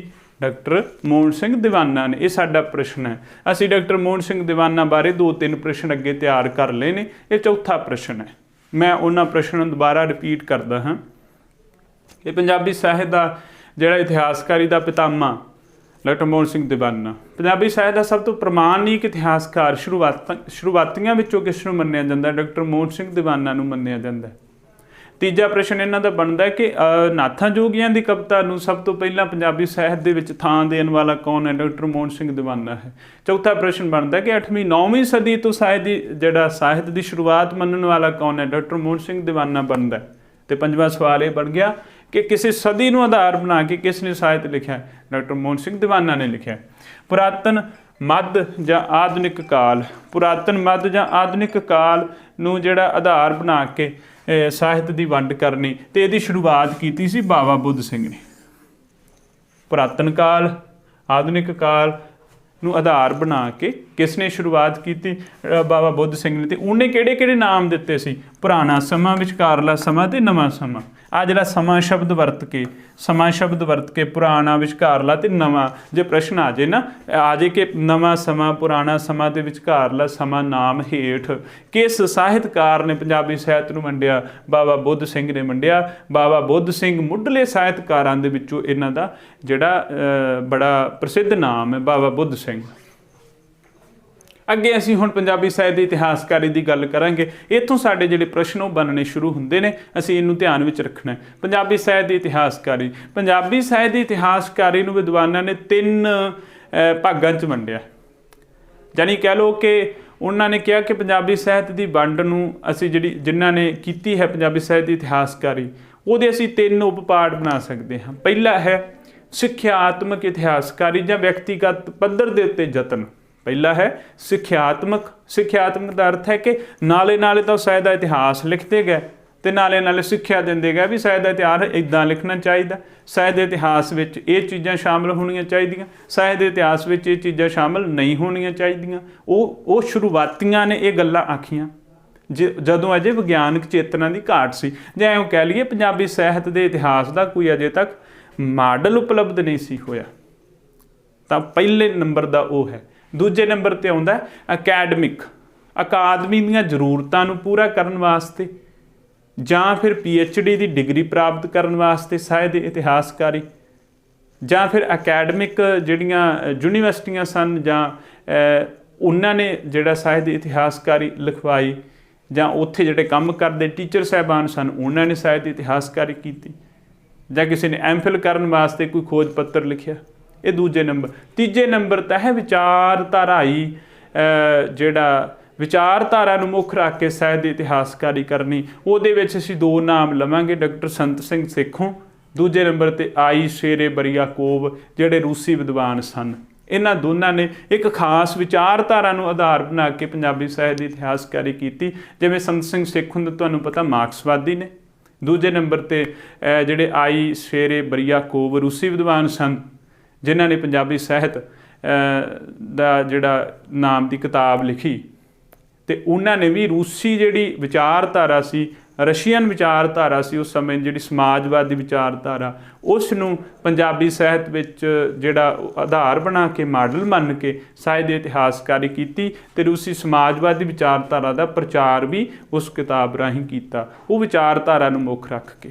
ਇਹ 3 ਉਪ ਭਾਗ ਹੋ ਗਏ। ਹੁਣ ਅਸੀਂ ਇਕੱਲੇ ਦੀ ਵਿਆਖਿਆ ਕਰਾਂਗੇ। ਇਹ ਵੇਖਾਂਗੇ ਕਿ ਕਿੰਨੇ ਕਿਸ ਜਿਹੜੇ ਭਾਗ ਦੇ ਵਿੱਚ ਸਾਹਿਤ ਦੀ ਇਤਿਹਾਸਕਾਰੀ ਕੀਤੀ। ਸਭ ਤੋਂ ਪਹਿਲਾਂ ਸਾਡੇ ਕੋਲ ਭਾਗ ਹੈ ਪੰਜਾਬੀ ਸਾਹਿਤ ਦੀ ਇਤਿਹਾਸਕਾਰੀ ਅੰਦਰ ਸਿੱਖਿਆਤਮਕ ਤੇ ਵਿਚਾਰਧਾਰਕ ਵਿਅਕਤੀਗਤ ਪੱਧਰ 'ਤੇ, ਸਿੱਖਿਆਤਮਕ ਤੇ ਵਿਅਕਤੀਗਤ ਪੱਧਰ 'ਤੇ ਸਾਹਿਤ ਦੀ ਇਤਿਹਾਸਕਾਰੀ। ਉਹਦੇ 'ਚ ਅਸੀਂ 3 ਨਾਮ ਲਵਾਂਗੇ। ਪਹਿਲਾ ਹੈ ਬਾਬਾ ਬੁੱਧ ਸਿੰਘ, ਦੂਜਾ ਬਨਾਰਸੀ ਦਾਸ ਜੈਨ, ਤੀਜਾ ਮੌਲਾ ਬਖਸ਼ ਕੁਸ਼ਤਾ। ਹੁਣ ਇਹ ਵੀ ਇੱਕ ਸਵਾਲ ਬਣ ਗਿਆ। ਸਵਾਲ ਕੀ ਹੈ ਕਿ ਮੁੱਢਲੇ ਪੰਜਾਬੀ ਸਾਹਿਤ ਦੇ ਇਤਿਹਾਸਕਾਰ ਪਛਾਣੋ। ਮੁੱਢਲੇ ਪੰਜਾਬੀ ਸਾਹਿਤ ਦੇ ਕਿਹੜੇ ਬੰਦੇ ਸਨ ਜਿਨ੍ਹਾਂ ਨੇ ਸਾਹਿਤ ਦਾ ਇਤਿਹਾਸ ਲਿਖਣ ਵਾਸਤੇ ਪਹਿਲ ਕੀਤੀ।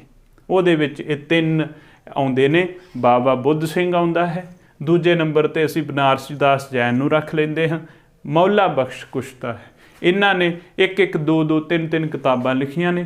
ਇਹਨਾਂ ਕਿਤਾਬਾਂ ਦੇ ਨਾਮ ਵੀ ਅਸੀਂ ਯਾਦ ਰੱਖਣੇ ਨੇ, ਇਹਨਾਂ ਬੰਦਿਆਂ ਦੇ ਨਾਮ ਵੀ ਅਸੀਂ ਯਾਦ ਰੱਖਣੇ ਨੇ। ਇਹ ਪੇਪਰ ਦੇ ਹਵਾਲੇ ਦੇ ਨਾਲ ਬਹੁਤ ਜ਼ਰੂਰੀ ਨੇ। ਪਹਿਲਾਂ ਅਸੀਂ ਗੱਲ ਕਰਾਂਗੇ ਬਾਬਾ ਬੁੱਧ ਸਿੰਘ ਦੀ। ਬਾਬਾ ਬੁੱਧ ਸਿੰਘ ਦੀਆਂ ਤਿੰਨ ਕਿਤਾਬਾਂ ਨੇ। ਪਹਿਲੀ ਕਿਤਾਬ ਹੰਸ ਚੋਗ 1913, ਕੋਇਲ ਕੂ ਕਈਆਂ ਨੇ 1915 'ਚ ਇਹ ਲਿਖੀ ਹੈ ਅਤੇ ਕਈਆਂ ਨੇ 1916 ਲਿਖੀ ਹੈ। ਇਸ ਕਰਕੇ ਇਹ ਜਿਹੜਾ ਮੈਨੂੰ ਨਹੀਂ ਲੱਗਦਾ ਇਹ ਡੇਟ ਨੂੰ ਆਧਾਰ ਬਣਾ ਕੇ ਪ੍ਰਸ਼ਨ ਪੁੱਛਣਗੇ, ਕਿਉਂਕਿ ਇਹਦਾ ਉੱਥੇ ਵੀ ਕਲੀਅਰ ਨਹੀਂ, ਕਿਸੇ ਕਿਤਾਬ 'ਚ 15 ਕਿਸੇ 'ਚ 16। ਕੋਇਲ ਕੂ ਦੂਜੇ ਨੰਬਰ 'ਤੇ ਕੋਇਲ ਕੂ, ਤੀਜੇ 'ਤੇ ਬੰਬੀਹਾ ਬੋਲ। ਇਹ ਵੀ ਕਈਆਂ ਨੇ 1925, ਕਈਆਂ ਨੇ 27, ਕਈਆਂ ਨੇ 29 ਵੱਖ-ਵੱਖ ਸਮੇਂ ਦਿੱਤੇ ਨੇ। ਪਰ 1927 1913 ਜਿਹੜੇ ਇੱਥੇ ਅਸੀਂ ਸਮਾਂ ਨੋਟ ਕੀਤਾ। ਹੁਣ ਦੇਖੋ ਹੰਸ ਇਹਨਾਂ ਦੀ ਜਿਹੜੀ ਸੀਕੁਐਂਸ ਹੈ ਉਹ ਵੀ ਪੁੱਛੀ ਜਾ ਸਕਦੀ ਹੈ ਕਿ ਬਾਬਾ ਬੁੱਧ ਸਿੰਘ ਨੇ ਜਿਹੜੀਆਂ ਸਾਹਿਤ ਦੇ ਇਤਿਹਾਸ ਦੀਆਂ ਕਿਤਾਬਾਂ ਨੇ ਜਾਂ ਸਾਹਿਤ ਦੀ ਇਤਿਹਾਸਕਾਰੀ ਜਿਹੜੀ ਕੀਤੀ ਹੈ ਉਹਦੀਆਂ ਜਿਹੜੀਆਂ ਕਿਤਾਬਾਂ ਦੀ ਸੀਕੁਐਂਸ ਹੀ ਦੱਸ ਦਿਓ। ਉਹਦੇ 'ਚ ਤੁਸੀਂ ਦੱਸਣਾ ਹਾਹਾ ਪਹਿਲਾਂ ਆਉਂਦਾ, ਹਾਹਾ ਫਿਰ ਕੱਕਾ ਫਿਰ ਬੱਬਾ। ਜਦੋਂ ਊੜੇ ਆੜੇ ਨੂੰ ਅਸੀਂ ਪੜ੍ਹਦੇ ਹਾਂ, ਹਾਹਾ ਹੰਸ ਚੋਗ ਕੋਇਲ ਕੂ, ਤੀਜੇ ਨੰਬਰ 'ਤੇ ਬੰਬੀਹਾ ਬੋਲ। ਹੰਸ ਚੋਗ ਕੋਇਲ ਕੂ ਬੰਬੀਹਾ ਬੋਲ ਦੇ ਵਿੱਚ ਉਹ ਗੱਲ ਕਰਦਾ ਆਪਣਾ ਵੀਰ ਕਾਵ ਦੀ, ਅਤੇ ਨਾਲ ਕਿੱਸਾ ਕਵੀਆਂ ਦਾ ਥੋੜ੍ਹਾ ਥੋੜ੍ਹਾ ਉਹਨੇ ਜੀਵਨ ਵੀ ਦਿੱਤਾ ਬੰਬੀਹਾ ਬੋਲ ਦੇ ਵਿੱਚ। ਹੰਸ ਚੋਗ ਅਤੇ ਕੋਇਲ ਕੂ ਜਿਹਦੇ ਵਿੱਚ ਗੁਰਬਾਣੀ ਅਤੇ ਸੂਫੀ ਕਵਿਤਾ ਦੀ ਗੱਲ ਕਰਦਾ 1913 1916 1927। ਇਹਦੀਆਂ ਤਿੰਨ ਕਿਤਾਬਾਂ।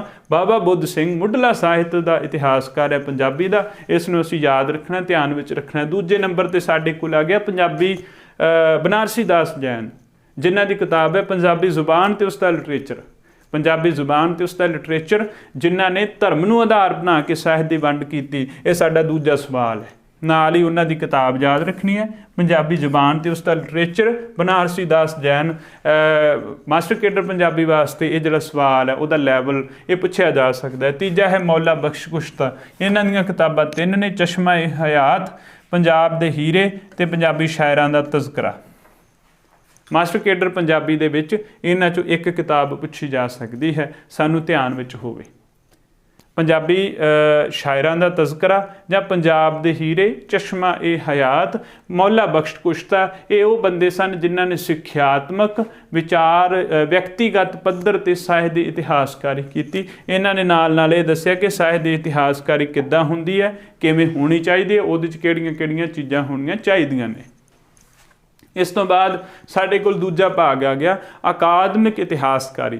ਜਿਹੜੀ ਅਕਾਦਮਿਕ ਇਤਿਹਾਸਕਾਰੀ ਹੈ ਉਹਦੇ 'ਚ ਅਸੀਂ ਵੇਖਿਆ ਕਿ ਜਿਹੜੀਆਂ ਅਕੈਡਮਿਕ ਲੋੜਾਂ ਦੀ ਪੂਰਤੀ ਵਾਸਤੇ ਜਾਂ ਕਿਸੇ ਨੇ MPhil PhD ਕਰਨੀ ਸੀ, ਜਾਂ ਫਿਰ ਉਸ ਸਮੇਂ ਕਿਉਂਕਿ ਅਜੇ MA ਪੰਜਾਬੀ ਵੀ ਨਹੀਂ ਸੀ ਆਈ, MA ਪੰਜਾਬੀ ਦੀ ਥਾਂ 'ਤੇ ਗਿਆਨੀ ਹੁੰਦੀ ਸੀ। MA ਪੰਜਾਬੀ ਦੀਆਂ ਲੋੜਾਂ ਪੂਰੀਆਂ ਕਰਨ ਵਾਸਤੇ ਜਾਂ MA ਪੰਜਾਬੀ ਦੇ ਵਿੱਚ ਜਿਹੜਾ ਸਿਲੇਬਸ ਹੈ ਉਸ ਨੂੰ ਕਵਰ ਕਰਨ ਵਾਸਤੇ ਕਿਤਾਬਾਂ ਲਿਖੀਆਂ ਗਈਆਂ। ਉਹਦੇ ਵਾਸਤੇ ਖੋਜ ਕੰਮ ਹੋਏ, ਖੋਜ ਕਾਰਜ ਹੋਏ। ਉਦੋਂ ਫਿਰ ਇਹਨਾਂ ਵਿਦਵਾਨਾਂ ਨੇ ਜਿਹੜੀਆਂ ਖੋਜਾਂ ਕੀਤੀਆਂ ਉਹਨੂੰ ਅਕਾਦਮਿਕ ਇਤਿਹਾਸਕਾਰੀ ਦੇ ਅੰਤਰਗਤ ਰੱਖਿਆ ਜਾਂਦਾ ਹੈ। ਸਭ ਤੋਂ ਪਹਿਲਾਂ ਇੱਥੇ ਨਾਮ ਹੈ ਡਾਕਟਰ ਮੋਹਨ ਸਿੰਘ ਦੀਵਾਨਾ ਦਾ। ਡਾਕਟਰ ਮੋਹਨ ਸਿੰਘ ਦੀਵਾਨਾ, ਜਿਨ੍ਹਾਂ ਦੀਆਂ 4 ਕਿਤਾਬਾਂ ਨੇ ਸਾਡੇ ਕੋਲ। ਅਸੀਂ ਇਹਨਾਂ ਦੇ 5 ਪ੍ਰਸ਼ਨ ਪਿੱਛੇ ਵੇਖ ਲਏ ਸੀ। ਇਹਨਾਂ ਦੀਆਂ 4 ਕਿਤਾਬਾਂ ਦੇ ਨਾਮ ਯਾਦ ਰੱਖਣੇ ਜ਼ਰੂਰੀ ਨੇ। ਇਹਦੇ ਵਿੱਚੋਂ ਜਿਹੜੀਆਂ 3 ਕਿਤਾਬਾਂ ਨੇ ਇਹ ਤਾਂ ਗਾਹੇ ਬਗਾਹੇ ਪੇਪਰਾਂ 'ਚ ਪੁੱਛੀਆਂ ਵੀ ਜਾਂਦੀਆਂ ਨੇ। ਜਿਹੜੀ ਚੌਥੀ ਕਿਤਾਬ ਇਹਦੀ ਚਰਚਾ ਘੱਟ ਹੁੰਦੀ, ਆਧੁਨਿਕ ਪੰਜਾਬੀ ਕਵਿਤਾ ਦੀ, ਪਰ ਇਹਦੇ ਵਿੱਚੋਂ ਹਿਸਟਰੀ ਆਫ ਪੰਜਾਬੀ ਲਿਟਰੇਚਰ, ਇਹ ਤੁਹਾਨੂੰ ਸਭ ਨੂੰ ਯਾਦ ਹੋਣਾ ਕਿ ਇਹ ਡਾਕਟਰ ਸਾਹਿਬ ਦਾ PhD ਦਾ ਜਿਹੜਾ ਥੀਸਿਸ ਸੀ, PhD ਦਾ ਉਹਨਾਂ ਦਾ ਜਿਹੜਾ ਖੋਜ ਕਾਰਜ ਸੀ, ਹਿਸਟਰੀ ਆਫ ਪੰਜਾਬੀ ਲਿਟਰੇਚਰ। ਉਸ ਤੋਂ ਬਾਅਦ ਸਾਡੇ ਕੋਲ ਹੈ ਪੰਜਾਬੀ ਅਦਬ ਦੀ ਮੁਖਤਸਰ ਤਾਰੀਖ। ਤੀਜੇ ਨੰਬਰ ਦੀ ਕਿਤਾਬ ਹੈ ਐਨ ਇੰਟਰੋਡਕਸ਼ਨ ਟੂ ਪੰਜਾਬੀ ਲਿਟਰੇਚਰ। ਚੌਥੇ ਨੰਬਰ ਦੀ ਕਿਤਾਬ ਹੈ ਆਧੁਨਿਕ ਪੰਜਾਬੀ ਕਵਿਤਾ।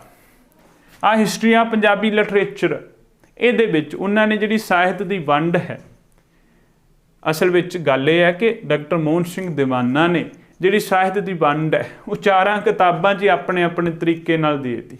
ਇਹਦਾ ਕੋਈ ਆਧਾਰ ਇੱਕ ਨਹੀਂ ਉਹਨਾਂ ਨੇ ਮੰਨਿਆ, ਕਿਉਂਕਿ ਉਹ ਸਮੇਂ ਅਜੇ ਵੀ ਵਿਗਿਆਨਕਤਾ ਦੀ ਘਾਟ ਹੈ ਸਾਹਿਤ ਦੀ ਇਤਿਹਾਸਕਾਰੀ ਕਰਨ ਵਾਸਤੇ। ਤੇ ਇਹ ਵੀ ਸੱਚ ਹੈ ਕਿ ਅੱਜ ਤੱਕ ਇਸ ਵਿਸ਼ੇ ਤੇ 20 ਤੋਂ 25 ਕਿਤਾਬਾਂ ਲਿਖੀਆਂ ਗਈਆਂ ਨੇ, ਪਰ ਸਾਰੀਆਂ ਅਜੇ ਵੀ ਉਹ ਪੂਰੀਆਂ ਨਹੀਂ ਹੈ, ਕਿਤੇ ਨਾ ਕਿਤੇ ਕੋਈ ਸਮੱਸਿਆ ਦਾ ਸ਼ਿਕਾਰ ਹੈ। ਤੇ ਇਸ ਲਈ ਜਿਹੜਾ ਡਾਕਟਰ ਸਾਹਿਬ ਹੈ ਉਹ ਵੀ ਆਪਣੀ ਜਿਹੜੀ ਪਹਿਲੀ ਸਾਹਿਤ ਦੀ ਵੰਡ ਉਹਨਾਂ ਨੇ ਕੀਤੀ ਉਹਦੇ ਤੋਂ ਸੰਤੁਸ਼ਟ ਨਹੀਂ ਸਨ। ਉਹਨਾਂ ਨੇ ਦੂਜੀ ਕਿਤਾਬ 'ਚ ਦੂਜੀ ਵੰਡ ਕਰਤੀ, ਦੂਜੀ ਤੋਂ ਵੀ ਸੰਤੁਸ਼ਟ ਨਹੀਂ ਹੋਏ, ਫਿਰ ਤੀਜੀ ਕਰਤੀ। ਹੁਣ ਅੱਗੇ ਅਸੀਂ ਵੇਖਣੀ ਹੈ ਕਿ ਹਿਸਟਰੀ ਆਫ ਪੰਜਾਬੀ ਲਿਟਰੇਚਰ ਮੁਤਾਬਕ ਉਹਨਾਂ ਨੇ ਪੰਜਾਬੀ ਸਾਹਿਤ ਦੀ ਵੰਡ ਕਿਸ ਆਧਾਰ 'ਤੇ ਕੀਤੀ ਜਾਂ ਕਿੰਨਾ ਨਾਵਾਂ ਹੇਠ ਕੀਤੀ, ਇਹ ਤੁਹਾਡੇ ਸਾਹਮਣੇ ਹੈ। ਪਹਿਲਾਂ ਉਹਨਾਂ ਨੇ ਕਿਹਾ ਪੂਰਵ ਨਾਨਕ ਕਾਲ। ਉਹਨਾਂ ਨੇ ਪੂਰਵ ਨਾਨਕ ਕਾਲ ਦੀ ਜਗ੍ਹਾ ਆਦਿ ਕਾਲ ਸ਼ਬਦ ਨਹੀਂ ਵਰਤਿਆ, ਧਿਆਨ ਵਿੱਚ ਰੱਖਿਓ। ਉਹਨਾਂ ਨੇ ਪੂਰਵ ਨਾਨਕ ਕਾਲ ਕਿਹਾ, ਯਾਨੀ ਕੇਂਦਰ ਉਹਨਾਂ ਨੇ ਨਾਨਕ ਜੀ ਨੂੰ ਮੰਨ ਲਿਆ। ਉਹਨਾਂ ਨੇ ਕਿਹਾ ਨਾਨਕ ਜਿਹੜਾ ਉਹ ਕੇਂਦਰ ਹੈ, ਨਾਨਕ ਕੇਂਦਰ, ਤੇ ਜਿਹੜਾ ਪਿਛਲਾ ਨਾਨਕ ਤੋਂ ਪਹਿਲਾਂ ਵਾਲਾ ਉਹ ਪੂਰਵ ਨਾਨਕ ਕਾਲ 8ਵੀਂ ਸਦੀ ਤੋਂ ਲੈ ਕੇ 1469 ਈਸਵੀ ਤੱਕ। ਹੁਣ ਆ ਗਿਆ ਨਾ 8ਵੀਂ ਸਦੀ। ਤਾਂ 8ਵੀਂ ਸਦੀ ਕੌਣ ਕਵਿਤਾ ਕਰਦਾ ਸੀ? ਨਾ ਤੇ ਬਾਬਾ ਫਰੀਦ ਸੀ, ਨਾ ਗੁਰੂ ਨਾਨਕ ਦੇਵ ਜੀ ਸਨ। ਕੌਣ ਸੀ ਉੱਥੇ? ਫਿਰ ਨਾਥ ਜੋਗੀ ਸਨ। ਨਾਥਾਂ ਜੋਗੀਆਂ ਤੋਂ 8ਵੀਂ ਸਦੀ ਤੋਂ ਸ਼ੁਰੂ ਕਰਕੇ 1469 ਤੱਕ ਉਹਨੇ ਕਿਹੜਾ ਇਸ ਨੂੰ ਪੀਰੀਅਡ ਨੂੰ ਨਾਮ ਦਿੱਤਾ? ਪੂਰਵ ਨਾਨਕ ਕਾਲ, ਗੁਰੂ ਨਾਨਕ ਦੇਵ ਜੀ ਤੋਂ ਪਹਿਲਾਂ। ਹੁਣ ਇਸ ਸਮੇਂ ਨੂੰ ਹੋਰ ਕਿੰਨਾ ਨਾਵਾਂ ਨਾਲ ਚੇਤੇ ਕੀਤਾ ਜਾਂਦਾ ਜਾਂ ਲਿਖਿਆ ਜਾਂਦਾ, ਇਹ ਮੈਂ ਮਾੜਾ ਜਿਹਾ ਦੱਸਦਾ। ਬਹੁਤੇ ਸਾਥੀਆਂ ਨੂੰ ਤੇ ਇਹਦੇ ਬਾਰੇ ਕਲੀਅਰ ਹੋਊਗਾ, ਪਰ ਕਈ ਵਾਰ ਇਹ ਸਵਾਲ ਆਮ ਪੁੱਛਿਆ ਜਾਂਦਾ ਹੈ ਵੀ ਅਸੀਂ ਉਲਝ ਜਾਂਦੇ ਹਾਂ ਵੀ ਆਦਿ ਕਾਲ, ਪੂਰਵ ਨਾਨਕ ਕਾਲ, ਪੂਰਵ ਮੁਗਲ ਕਾਲ, ਫਰੀਦ ਕਾਲ, ਨਾਥਾਂ ਜੋਗੀਆਂ ਦੀ ਕਵਿਤਾ ਦਾ ਕਾਲ, ਇਸ ਨੂੰ ਕਿੱਦਾਂ ਸਮਝੀਏ? ਉਹੀ ਪੂਰਵ ਨਾਨਕ ਕਾਲ ਭਾਵ ਗੁਰੂ ਨਾਨਕ ਦੇਵ ਜੀ ਦੇ ਬਰਥ ਤੋਂ ਪਹਿਲਾਂ ਜਿੰਨਾ ਵੀ ਸਮਾਂ ਹੈ ਉਸ ਨੂੰ ਅਸੀਂ 2-3 ਨਾਮ ਦਿੰਦੇ ਹਾਂ। ਇੱਕ ਤਾਂ ਦਿੰਦੇ ਪੂਰਵ ਨਾਨਕ ਕਾਲ, ਨਾਨਕ ਦੇਵ ਜੀ ਤੋਂ ਪਹਿਲਾਂ, ਦੂਜਾ ਨਾਮ ਪੂਰਵ ਮੁਗਲ ਕਾਲ, ਤੀਜਾ ਨਾਮ ਆਦਿ ਕਾਲ। ਇਹ 3 ਨਾਮ ਅਸੀਂ ਯਾਦ ਰੱਖੀਏ। ਨਾਥਾਂ ਜੋਗੀਆਂ ਦੀ ਕਵਿਤਾ ਦਾ ਕਾਲ ਜਾਂ ਮੁੱਢਲਾ ਕਾਲ, ਇਹ ਵੀ ਨਾਮ ਵਰਤੇ ਜਾ ਸਕਦੇ ਨੇ, ਜਾਂ ਫਰੀਦ ਕਾਵ ਦਾ ਕਾਲ, ਇਹ ਵੀ ਕੋਈ ਪਾ ਸਕਦਾ ਜੀ। ਕੋਈ ਪਤਾ ਨਹੀਂ ਲੱਗਦਾ ਪੇਪਰ ਵਾਲੇ ਕਿਹੋ ਜਿਹੀ ਆਪਸ਼ਨ ਤਿਆਰ ਕਰਦੇ ਨੇ। ਸੋ ਸਾਨੂੰ ਇਹ ਕਲੈਰਿਟੀ ਹੋਣੀ ਚਾਹੀਦੀ ਹੈ। ਉਸ ਤੋਂ ਬਾਅਦ ਫਿਰ ਸਾਡੇ ਕੋਲ ਹੁੰਦਾ ਨਾਨਕ ਕਾਲ। ਨਾਨਕ ਕਾਲ ਦੇ ਵੀ 2-3 ਨਾਮ ਨੇ। ਨਾਨਕ ਕਾਲ ਨੂੰ ਕਿਹਾ ਜਾਂਦਾ ਮੱਧ ਕਾਲ। ਕੀ ਕਿਹਾ ਜਾਂਦਾ? ਮੱਧ ਕਾਲ। ਪਹਿਲੇ ਨੂੰ ਕਿਹਾ ਜਾਂਦਾ ਸੀ ਆਦਿ ਕਾਲ। ਆਦਿ ਕਾਲ ਤੋਂ ਬਾਅਦ ਆ ਗਿਆ ਮੱਧ ਕਾਲ। ਮੱਧ ਕਾਲ ਤੋਂ ਬਾਅਦ ਇਹਨੂੰ ਕਿਹਾ ਜਾਂਦਾ ਮੁਗਲ ਕਾਲ। ਨਾਨਕ ਕਾਲ ਨੂੰ ਮੱਧ ਕਾਲ, ਮੁਗਲ ਕਾਲ ਤੇ ਨਾਨਕ ਕਾਲ। ਤੇ ਇਸੇ ਨਾਨਕ ਕਾਲ ਨੂੰ, ਇਸ ਕਾਲ ਨੂੰ ਹੀ ਪੰਜਾਬੀ ਸਾਹਿਤ ਦਾ ਸੁਨਹਿਰੀ ਯੁੱਗ ਵੀ ਕਿਹਾ ਜਾਂਦਾ। ਮੱਧ ਕਾਲ ਨੂੰ ਜਾਂ ਮੁਗਲ ਕਾਲ ਨੂੰ ਜਾਂ ਨਾਨਕ ਕਾਲ ਨੂੰ ਪੰਜਾਬੀ ਸਾਹਿਤ ਦਾ ਸੁਨਹਿਰੀ ਯੁੱਗ ਕਿਹਾ ਜਾਂਦਾ। ਇਹ ਵੀ ਸਾਡਾ ਪ੍ਰਸ਼ਨ ਹੈ। ਉਸ ਤੋਂ ਬਾਅਦ ਪਿਛਲਾ ਮੁਗਲ ਕਾਲ 1708 ਤੋਂ ਲੈ ਕੇ 1800 ਈਸਵੀ ਤੱਕ। ਜਿਨ੍ਹਾਂ ਉਮੀਦਵਾਰਾਂ ਨੇ ਪੰਜਾਬੀ ਸਾਹਿਤ ਦੇ ਨਾਲ ਪੰਜਾਬ ਦੀ ਹਿਸਟਰੀ ਵੀ ਪੜ੍ਹੀ ਹੈ, ਗੁਰੂ ਸਾਹਿਬਾਨਾਂ ਦੇ ਜੀਵਨ ਦੀ ਹਿਸਟਰੀ ਪੜ੍ਹੀ ਹੈ, ਮੈਨੂੰ ਲੱਗਦਾ ਉਹਨਾਂ ਨੂੰ ਬੜੀ ਛੇਤੀ ਇਹ ਕਲੈਰਿਟੀ ਹੋ ਜਾਂਦੀ ਹੈ ਵੀ 1469 ਤੋਂ ਲੈ ਕੇ 1708 ਤੱਕ, ਭਾਵ ਗੁਰੂ ਨਾਨਕ ਦੇਵ ਜੀ ਦੇ ਜਨਮ ਤੋਂ ਲੈ ਕੇ ਗੁਰੂ ਗੋਬਿੰਦ ਸਿੰਘ ਜੀ ਦੇ ਦੇਹਾਂਤ ਤੱਕ ਕਿੰਨਾ ਸਮਾਂ ਬਣ ਗਿਆ? 239 ਸਾਲ, 238-39 ਸਾਲ ਬਣ ਗਏ। ਇਹ ਜਿਹੜਾ ਸਮਾਂ ਮੱਧਕਾਲ ਦਾ ਸਮਾਂ। 1708 ਜਦੋਂ ਖਤਮ ਹੁੰਦਾ ਹੈ, ਉਸ ਤੋਂ ਬਾਅਦ ਫਿਰ ਅੱਗੇ ਆ ਜਾਂਦੇ ਬਾਬਾ ਬੰਦਾ ਸਿੰਘ ਬਹਾਦਰ ਰਾਜਨੀਤੀ 'ਚ, ਸਿੱਖ ਧਰਮ ਦੀ ਅਗਵਾਈ ਕਰਨ ਵਾਸਤੇ। ਬਾਬਾ ਬੰਦਾ ਸਿੰਘ ਬਹਾਦਰ ਜਦੋਂ ਆਉਂਦੇ ਨੇ, ਉਸ ਤੋਂ ਲੈ ਕੇ 1800 ਈਸਵੀ ਤੱਕ, 1800 ਈਸਵੀ ਤੱਕ ਕੀ ਭਾਵ ਮਹਾਰਾਜਾ ਰਣਜੀਤ ਸਿੰਘ ਦੇ ਉਥਾਨ ਤੱਕ। 1799 ਵਿੱਚ ਮਹਾਰਾਜਾ ਰਣਜੀਤ ਸਿੰਘ 12 ਮਿਸਲਾਂ ਨੂੰ ਇਕੱਠਿਆਂ ਕਰਕੇ ਪੰਜਾਬ ਦਾ ਜਿਹੜਾ ਆਗੂ ਬਣ ਕੇ ਬੈਠ ਜਾਂਦੇ ਨੇ। ਲਾਹੌਰ ਦਰਬਾਰ ਬਣਾ ਲੈਂਦੇ ਨੇ ਤੇ ਸਿੱਖ ਦਰਬਾਰ ਦੇ ਨਾਮ ਹੇਠ ਹਕੂਮਤ ਸ਼ੁਰੂ ਹੋ ਜਾਂਦੀ ਹੈ। ਉਦੋਂ ਤੱਕ ਦੇ ਸਮੇਂ ਨੂੰ ਕੀ ਕਹਿੰਦੇ ਨੇ?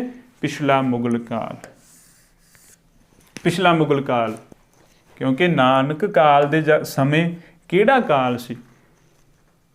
ਰਾਜਨੀਤਿਕ ਤੌਰ ਤੇ ਮੁਗਲਾਂ ਦਾ ਸਮਾਂ ਸੀ। ਇੱਥੇ ਮੈਂ ਇੱਕ ਗੱਲ ਹੋਰ ਤੁਹਾਡੇ ਨਾਲ ਸਾਂਝੀ ਕਰਾਂ। ਦੇਖੋ ਸਮੱਸਿਆ ਇਹ ਹੈ ਕਿ ਡਾਕਟਰ ਸਾਹਿਬ ਪਹਿਲਾਂ ਤਾਂ ਗੱਲ ਕਰਦੇ ਨੇ ਕਵੀ ਨੂੰ ਆਧਾਰ ਬਣਾ ਕੇ। ਸਾਹਿਤਕਾਰ ਨੂੰ ਆਧਾਰ ਬਣਾ ਕੇ ਗੁਰੂ ਨਾਨਕ ਦੇਵ ਜੀ ਨੂੰ।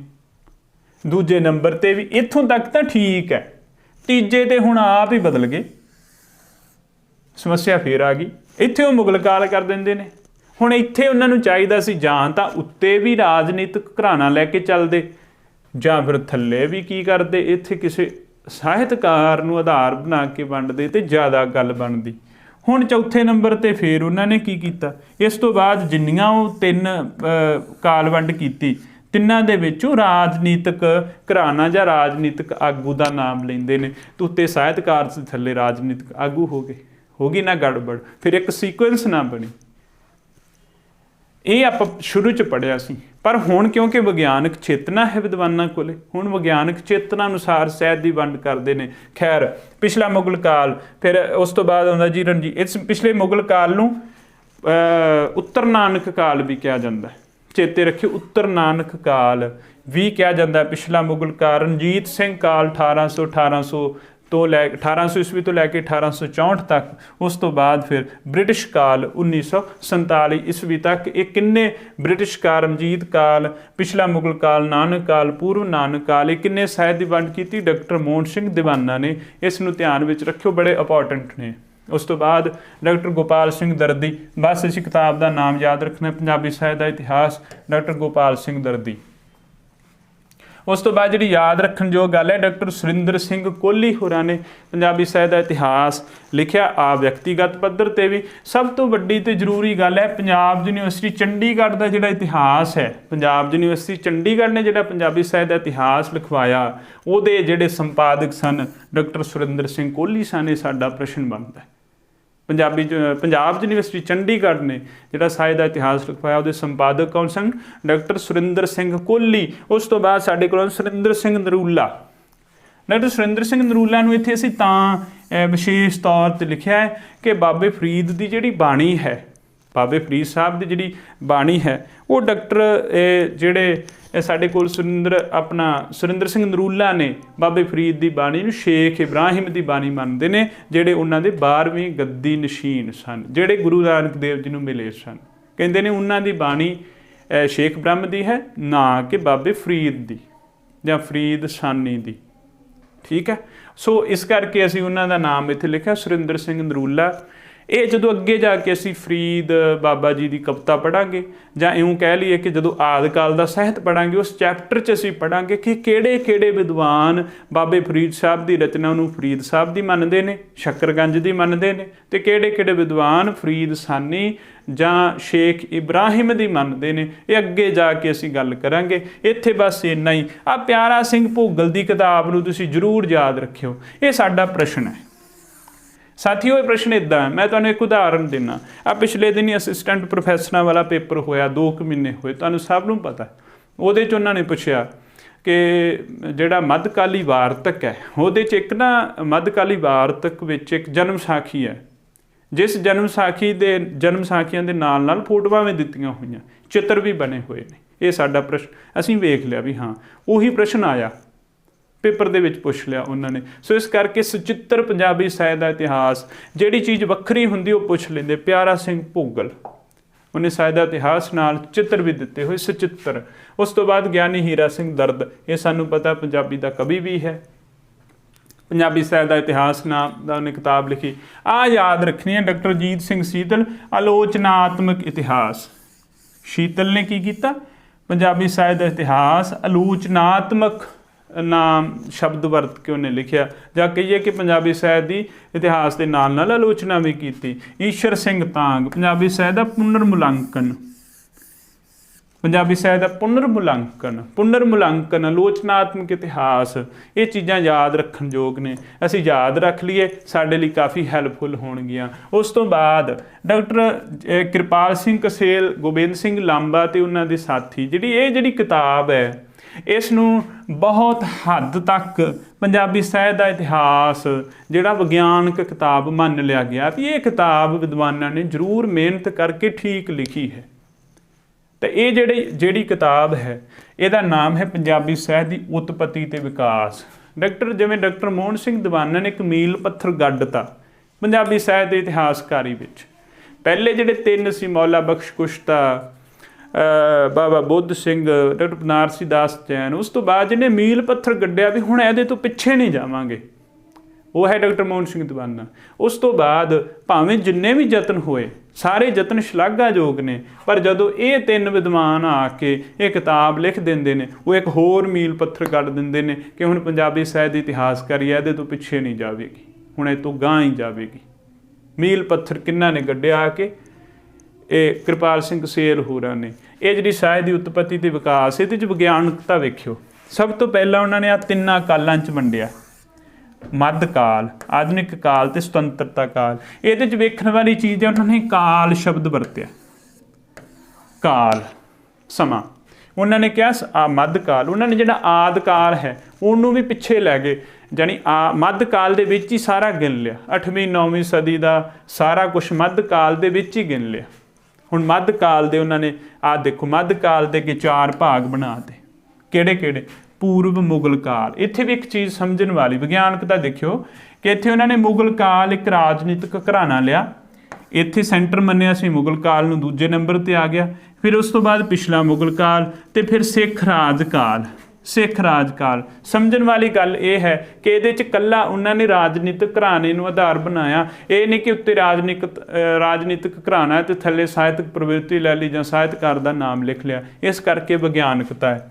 ਮੱਧ ਕਾਲ, ਆਧੁਨਿਕ ਕਾਲ, ਸੁਤੰਤਰਤਾ ਕਾਲ, ਤਿੰਨਾਂ ਕਾਲਾਂ 'ਚ ਕਿਹਨਾਂ ਨੇ ਵੰਡਿਆ? ਸਾਹਿਤ ਦੀ ਉਤਪਤੀ ਤੇ ਵਿਕਾਸ ਵਾਲਿਆਂ ਨੇ। ਉਸ ਤੋਂ ਬਾਅਦ ਸਾਡੇ ਕੋਲ ਪਾਕਿਸਤਾਨ ਦੇ ਸਾਹਿਤ ਇਤਿਹਾਸਕਾਰ ਨੇ ਪੰਜਾਬੀ ਜ਼ੁਬਾਨ ਦਾ ਅਦਬ ਤੇ ਤਰੀਖ ਅਬਦੁਲ ਗਫੂਰ ਕੁਰੈਸ਼ੀ, ਅਬਦੁਲ ਮਜੀਦ ਭੱਟੀ, ਪੰਜਾਬੀ ਜ਼ੁਬਾਨ ਅਤੇ ਅਦਬ ਦੀ ਤਾਰੀਖ ਤੇ ਤੀਜੀ ਕਿਤਾਬ ਹੈ ਪੰਜਾਬੀ ਅਦਬ ਮੁਹੰਮਦ ਸਰਵਰ। ਇਹਨਾਂ ਨੂੰ ਤੁਸੀਂ ਨੋਟ ਕਰ ਸਕਦੇ ਹੋ। ਵੈਸੇ ਮੈਨੂੰ ਲੱਗਦਾ ਨਹੀਂ ਕਿ ਮਾਸਟਰ ਕੇਡਰ ਦੇ ਹਵਾਲੇ ਨਾਲ ਇਹ ਪੁੱਛੀਆਂ ਜਾਣ, ਇਹ ਥੋੜ੍ਹਾ ਜਿਹਾ ਜ਼ਿਆਦਾ ਲੈਵਲ ਗਹਿਰਾ ਹੋ ਜਾਂਦਾ ਹੈ। ਫਿਰ ਵੀ ਇੱਥੇ ਆਈਆਂ ਸੀ ਕਿਤਾਬਾਂ ਤਾਂ ਤੁਹਾਡੇ ਨਾਲ ਸ਼ੇਅਰ ਕਰ ਦਿੱਤੀਆਂ। ਇਸ ਤੋਂ ਬਾਅਦ ਜਿਹੜੀ ਵਿਚਾਰਧਾਰਕ ਸਾਹਿਤਕਾਰੀ ਹੈ, ਡਾਕਟਰ ਸੰਤ ਸਿੰਘ ਸੇਖੋਂ ਤੇ ਆਈ ਸ਼ੇਰੇ ਬਰੀਆ ਕੋ, ਇਹ ਦੋ ਵਿਦਵਾਨ ਨੇ। ਇਹ ਵੀ ਹੋ ਸਕਦਾ ਹੈ ਕਿ ਮਾਸਟਰ ਕੇਡਰ ਦੇ ਆਧਾਰ ਨਾਲ ਪ੍ਰਸ਼ਨ ਨਾ ਪੁੱਛਿਆ ਜਾਵੇ। ਬਸ ਇੰਨਾ ਯਾਦ ਰੱਖੋ ਕਿ ਸੰਤ ਸਿੰਘ ਸੇਖੋਂ ਨੂੰ ਵੀ ਸਾਹਿਤ ਦਾ ਇਤਿਹਾਸ ਲਿਖਿਆ ਤੇ ਆਈ ਸ਼ੇਰੇ ਬਰੀਆ ਕੋ, ਜਿਨ੍ਹਾਂ ਨੇ ਸਮਾਜਵਾਦੀ ਰੂਸ ਦੀ ਜਿਹੜੀ ਵਿਚਾਰਧਾਰਾ ਸੀ ਤੇ ਉਸ ਦੇ ਪ੍ਰਚਾਰ ਵਾਸਤੇ ਕਹਿ ਲਓ ਕਿ ਪੰਜਾਬੀ ਸਾਹਿਤ ਦੀ ਇਤਿਹਾਸਕਾਰੀ ਕੀਤੀ। ਇਸ ਤੋਂ ਬਾਅਦ ਜਿਹੜੀ ਸੰਸਥਾਗਤ ਇਤਿਹਾਸਕਾਰੀ ਹੈ, ਭਾਵ ਜਿਹੜੀਆਂ ਸੰਸਥਾਵਾਂ ਨੇ ਸਾਹਿਤ ਦੀ ਇਤਿਹਾਸਕਾਰੀ ਕੀਤੀ, ਉਹ ਅਸੀਂ ਥੋੜ੍ਹਾ ਯਾਦ ਰੱਖ ਲਈਏ। ਭਾਸ਼ਾ ਵਿਭਾਗ ਪੰਜਾਬ, ਵੈਸੇ ਪ੍ਰਸ਼ਨ ਤਾਂ ਇਹ ਬਣਦਾ ਕਿ ਭਾਸ਼ਾ ਵਿਭਾਗ ਪੰਜਾਬ ਹੈ ਕਿੱਥੇ। ਇੱਕ ਵਾਰ ਪੇਪਰ ਹੋਇਆ, ਉਹਨਾਂ ਨੇ ਪੁੱਛਿਆ ਕਿ ਭਾਈ ਵੀਰ ਸਿੰਘ ਸਾਹਿਤ ਸਦਨ, ਭਾਈ ਵੀਰ ਸਿੰਘ ਸਾਹਿਤ ਸਦਨ ਕਿੱਥੇ ਹੈ, ਇਹੀ ਪ੍ਰਸ਼ਨ ਆ ਗਿਆ। ਇਸੇ ਤਰ੍ਹਾਂ ਪੁੱਛਿਆ ਜਾ ਸਕਦਾ ਭਾਸ਼ਾ ਵਿਭਾਗ ਪੰਜਾਬ ਕਿੱਥੇ ਹੈ, ਜਾਂ ਪੁੱਛ ਸਕਦੇ ਪੰਜਾਬੀ ਅਕਾਦਮੀ ਕਿੱਥੇ ਹੈ। ਸਾਨੂੰ ਇਹ ਛੋਟੇ ਜਿਹੜੇ ਪ੍ਰਸ਼ਨ ਨੇ ਇਹਨਾਂ ਨੂੰ ਧਿਆਨ ਵਿੱਚ ਰੱਖਣਾ ਚਾਹੀਦਾ। ਭਾਸ਼ਾ ਵਿਭਾਗ ਪੰਜਾਬ ਪਟਿਆਲਾ, ਉਹਨਾਂ ਨੇ ਇਹ 3 ਜਿਲਦਾਂ ਦੇ ਵਿੱਚ ਪਹਿਲਾਂ ਲਿਖਵਾਇਆ ਸੀ, ਬਾਅਦ ਵਿੱਚ 2 'ਚ ਕਰਤਾ। ਇਹ ਕੋਈ ਬਹੁਤਾ ਇੰਪੋਰਟੈਂਟ ਨਹੀਂ ਹੈ ਕਿ ਅਸੀਂ ਉਹ 3 ਜਿਲਦਾਂ ਜਾਂ 2 ਜਿਲਦਾਂ ਯਾਦ ਰੱਖੀਏ। ਯਾਦ ਰੱਖੋ, ਪੰਜਾਬ ਯੂਨੀਵਰਸਿਟੀ ਚੰਡੀਗੜ੍ਹ ਦਾ ਜਿਹੜਾ ਨਾ ਸੰਪਾਦਕ ਸੀ ਉਹ ਡਾਕਟਰ ਸੁਰਿੰਦਰ ਸਿੰਘ ਕੋਹਲੀ ਸੀ, ਤੇ ਪੰਜਾਬੀ ਯੂਨੀਵਰਸਿਟੀ ਪਟਿਆਲਾ ਨੇ ਜਿਹੜਾ ਇਤਿਹਾਸ ਲਿਖਵਾਇਆ 3 ਜਿਲਦਾਂ 'ਚ ਲਿਖਵਾਇਆ। 3 ਜਿਲਦਾਂ ਦੇ 4 ਸੰਪਾਦਕ ਸੀ, ਪ੍ਰੋਫੈਸਰ ਪਰਮਿੰਦਰ ਸਿੰਘ, ਦੂਜੇ ਨੰਬਰ ਤੇ ਡਾਕਟਰ ਰਤਨ ਸਿੰਘ ਜੱਗੀ, ਤੀਜੇ ਨੰਬਰ ਤੇ ਡਾਕਟਰ ਜਸਵਿੰਦਰ ਤੇ ਮਾਨ ਸਿੰਘ ਢੀਂਡਸਾ। ਇਹ ਇੱਕੇ ਜਿਹੜਾ ਕਿਤਾਬ ਹੈ ਉਹਦੇ 2 ਸੰਪਾਦਕ ਨੇ, ਡਾਕਟਰ ਰਤਨ ਸਿੰਘ ਜੱਗੀ, ਪ੍ਰੋਫੈਸਰ ਪਰਮਿੰਦਰ ਸਿੰਘ, ਡਾਕਟਰ ਜਸਵਿੰਦਰ ਸਿੰਘ ਤੇ ਮਾਨ ਸਿੰਘ ਢੀਂਡਸਾ। ਫਿਰ ਸਾਡੇ ਕੋਲ ਆ ਗਿਆ ਗੁਰੂ ਨਾਨਕ ਦੇਵ ਯੂਨੀਵਰਸਿਟੀ ਨੇ ਜਿਹੜਾ ਇਤਿਹਾਸ ਲਿਖਵਾਇਆ, ਉਹਦੇ 3 ਭਾਗ ਨੇ, 3 ਭਾਗਾਂ ਦੇ ਵੱਖਰੇ ਸੰਪਾਦਕ ਨੇ। ਉਹਦੇ ਵਿੱਚੋਂ ਡਾਕਟਰ ਜਗਬੀਰ ਸਿੰਘ, ਜਿਹੜਾ ਡਾਕਟਰ ਜਗਬੀਰ ਸਿੰਘ ਹੈ ਨਾ, ਇਹ ਇਸ ਤਰ੍ਹਾਂ ਵੀ ਇੰਪੋਰਟੈਂਟ ਹੋ ਜਾਂਦਾ, ਪੁੱਛ ਲੈਂਦੇ ਆ ਕਿ ਗੁਰਮਤਿ ਕਾਵਿ ਦਾ ਜਿਹੜਾ ਇਤਿਹਾਸ ਹੈ, ਜਾਂ ਕਹਿ ਲਓ ਵੀ ਗੁਰਮਤਿ ਕਾਵਿ ਤੇ ਕਿੰਨੇ ਕੰਮ ਕੀਤਾ, ਡਾਕਟਰ ਜਗਬੀਰ ਸਿੰਘ ਨੇ, ਭੁੱਲਿਓ ਨਾ। ਜਾਂ ਉਹ ਪੁੱਛਣ ਸੂਫੀ ਕਵਿਤਾ ਦੇ ਕਿੰਨੇ ਕੰਮ ਕੀਤਾ, ਡਾਕਟਰ ਗੁਰਦੇਵ ਸਿੰਘ। ਇਹ ਅੱਗੇ ਜਾ ਕੇ ਅਸੀਂ ਕਿਤਾਬਾਂ ਦੇ ਨਾਮ ਵੀ ਨੋਟ ਕਰ ਲਾਂਗੇ ਮਾਸਟਰ ਕੇਡਰ ਦੇ ਨੂੰ ਧਿਆਨ 'ਚ ਰੱਖ ਕੇ ਕਿ 20 ਕਿਤਾਬਾਂ ਦੇ ਅਸੀਂ ਪੱਕੇ ਨਾਮ ਯਾਦ ਕਰ ਲਈਏ, ਜਿਹੜੀਆਂ ਸਿੱਧੀਆਂ ਸਾਨੂੰ ਪਿਛਲੀ ਵਾਰ ਉਹਨਾਂ ਨੇ ਜਿਹੜਾ ਬਾਰਡਰ ਕੇਡਰ ਵਾਲਾ ਪੇਪਰ ਹੋਇਆ ਸੀ ਉਹਦੇ 'ਚ ਕਿਤਾਬਾਂ ਦੇ ਨਾਮ ਪੁੱਛੇ ਸਨ। ਦੂਜਾ ਡਾਕਟਰ ਅਮਰਜੀਤ ਸਿੰਘ, ਮਹਿੰਦਰਪਾਲ ਕੋਹਲੀ। ਕੋਈ ਜ਼ਿਆਦਾ ਯਾਦ ਰੱਖਣ ਦੀ ਇਹਨਾਂ ਨੂੰ ਜ਼ਰੂਰਤ ਨਹੀਂ ਹੈ। ਇਸ ਤੋਂ ਬਾਅਦ ਪੰਜਾਬੀ ਅਕਾਦਮੀ ਦਿੱਲੀ, ਯਾਦ ਰੱਖਣਾ ਹੈ ਤੁਸੀਂ, ਇਹਦੀਆਂ 14 ਜਿਲਦਾਂ ਨੇ। ਜਿਲਦਾਂ ਪੁੱਛ ਸਕਦੇ ਨੇ, ਤੇ ਇਹਦਾ ਦੂਜਾ ਨਾਮ ਹੈ ਰੂਪ ਮੂਲਕ ਇਤਿਹਾਸ। ਇੱਕ ਇੱਕ ਰੂਪ ਨੂੰ ਆਧਾਰ ਬਣਾ ਕੇ, ਜਿਵੇਂ ਨਾਟਕ ਦਾ ਇਤਿਹਾਸ, ਕਵਿਤਾ ਦਾ ਇਤਿਹਾਸ, ਵਾਰ ਦਾ ਇਤਿਹਾਸ, ਪੂਰੀਆਂ 14 ਜਿਲਦਾਂ ਨੇ। ਪੰਜਾਬੀ ਸਾਹਿਤ ਦੀ ਆਲੋਚਨਾ ਦਾ ਇਤਿਹਾਸ 14 ਜਿਲਦਾਂ, ਯਾਦ ਰੱਖਿਓ। ਹਾਂ ਡਾਕਟਰ ਆਪਣਾ ਆਪਾਂ ਪਹਿਲਾਂ ਗੱਲ ਕਰ ਲਈ ਸੀ ਪੰਜਾਬੀ ਸਾਹਿਤ ਦਾ ਪਿਤਾਮਾ ਕੌਣ ਹੈ, ਸਾਹਿਤ ਦੀ ਇਤਿਹਾਸਕਾਰੀ ਦਾ ਡਾਕਟਰ ਦੀਵਾਨਾ ਹੈ। ਪਹਿਲਾ ਪ੍ਰਮਾਣਿਕ ਇਤਿਹਾਸਕਾਰ ਡਾਕਟਰ ਦੀਵਾਨਾ ਹੈ। ਸਰੋਤਮੂਲਕ ਇਤਿਹਾਸ ਕਿਹਨੇ ਲਿਖਿਆ?